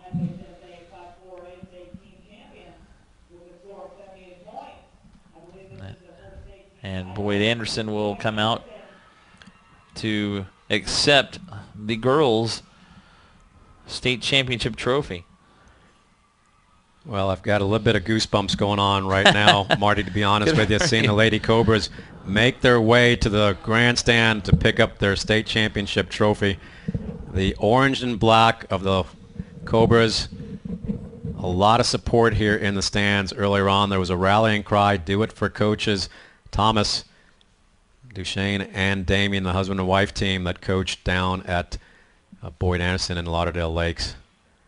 Well, I'll go seek out Coach Thomas here when it's all said and done and see what kind of reaction we can get. Boyd Anderson finishing first. There you see St. Thomas Aquinas finishing second. They are up there to accept the second place medal and the trophy as well. And that's Coach Damian Thomas in the back part of that Lady Cobra crew. And over on the right-hand side, that is Coach Duchesne Thomas, the head coach for the Lady Cobras. He used to compete at Florida A&M University, a native of Jamaica. Mr. Toppin there on the right-hand side. I had some good conversations with him earlier on. His daughter in the 800. A great picture. St. Thomas Aquinas and Boyd Anderson, your champions and runners-up in 4A for the 2012 track and field season. And they are again having the pictures taken. Long wait for Boyd Anderson. They are having their celebration. The Lady Cobras out of Lauderdale Lakes, Boyd Anderson High School, wearing the orange and black, like you said, Dr. Bob. I know you're a proud graduate there, and orange and black is the color today here in the 4A girls track and field finals. St. Thomas Aquinas, the gold and navy blue, comes in second, but their boys team is going to come out and take another state championship trophy home. Well, I'm really hoping that Coach David Bowden, who was at Boyd Anderson for many, many years, is able to tune in, now residing on the island, the big island down in Hawaii. Wow. I'm sure this is a special moment for Coach Bowden after leading that school and that team for so many, many years and handing off to Coach Thomas. Well, it's the middle of the afternoon there, so we do hope he's tuning in on the big island of Hawaii.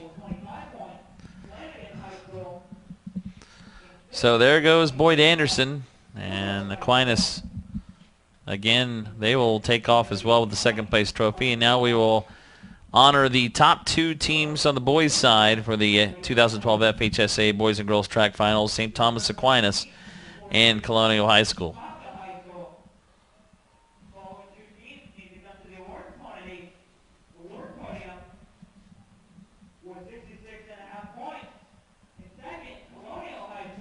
Colonial High School with 66.5. They finish in second.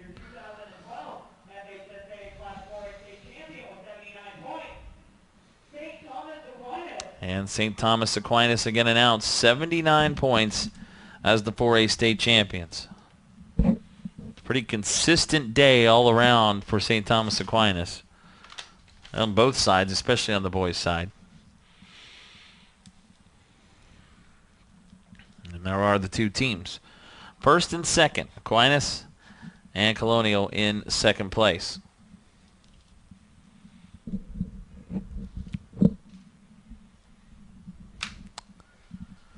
And there they are holding up that trophy, fifth year in a row for the Aquinas, St. Thomas Aquinas Raiders. Third straight year in 4A. They moved up from 3A in 2010, where they won 2 in a row before that. And they have just continued the domination here in 4A. And Colonial just missing out this year on that state championship. Well, I see Coach Placentia right behind the Colonial guys. I'm sure that he's very, very proud of the guys getting it done here with the runner-up trophy. Colonial still looking for that first championship, but they seem to be getting closer and closer to that.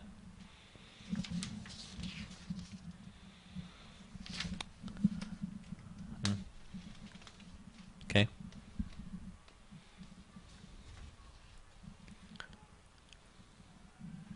Well, they will get both the guys and the girls from St. Thomas Aquinas. A yes. lot of hardware heading down to the Fort Lauderdale area here over the next 24 hours.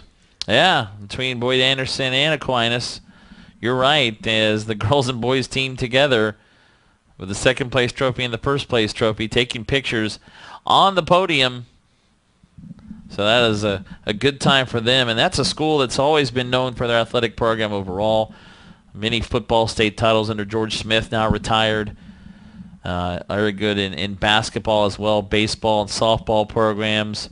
Excellent overall sports program at St. Thomas Aquinas, and in track and field that is obviously no different down there in Fort Lauderdale. Got one of the nicer football playing surfaces you'll ever see. Field turf down there.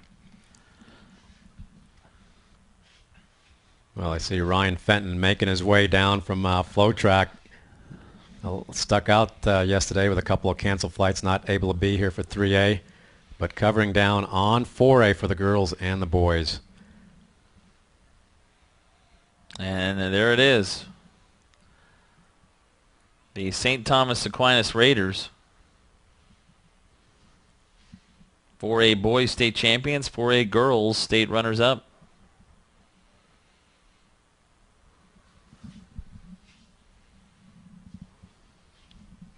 Well, that'll be a picture that they'll cherish for many, many years down the road. The entire crew up on the podium for St. Thomas Aquinas. Not easy to herd everybody up onto that podium and make sure that everybody's in the picture. They've done it, and now they will scatter about and go celebrate before they head back to Fort Lauderdale. And that will bring an end to the 2012 FHSAA Boys and Girls Track Finals here from Hodges Stadium in Jacksonville, the University of North Florida. There goes Artis Gilmore, about 7 feet tall, just kind of wandering off. Kind of easy to see him. So before we go, we'd like to go ahead and thank everyone involved with our broadcast, our Play On Sports crew. John, Keith, Brian, and Mitch, who have been here with us both weekends. Mike Rideout was here last week, and I'd like to thank Dr. Bob Cook for all the information he shared with me and his crew from distancepreps.com. Really very helpful this week, and I feel like now I've become a more experienced track and field announcer. I can definitely get some more work done with that, so I appreciate it. You got 2 big meets under your belt. An outstanding job, Marty. You know, let's also thank Coach Van Alstyne from the University of North Florida and his crew. A very successful 2012 state finals for the 1A, 2A, 3A, and 4A, closing out the 2012 track season this evening. Well, a reminder, if you would like a DVD of this broadcast or any of the broadcasts, the 2012 FHSAA Boys and Girls Track Finals, go to FHSAAsports.com. Makes a great gift for even the athletes, family, friends of team members. And it'd be great to look back on this fond memory of their high school careers. Again, that's FHSAAsports.com. Well, I guess that'll about do it. A fun 2 weekends of track here in Jacksonville, and the first year of the event here. We appreciate everyone, as you said, with the University of North Florida and the FHSAA with their help, as well as the broadcast this week, and of course our crew here with Play On Sports. This has been a production of Play On Sports for the entire crew and for Dr. Bob Cook. I'm Marty Paulman saying so long, and we will talk to you again down the road. This has been a production of Play On Sports and the FHSAA Network. Congratulations to the St. Thomas Aquinas boys and the Boyd Anderson girls in 4A.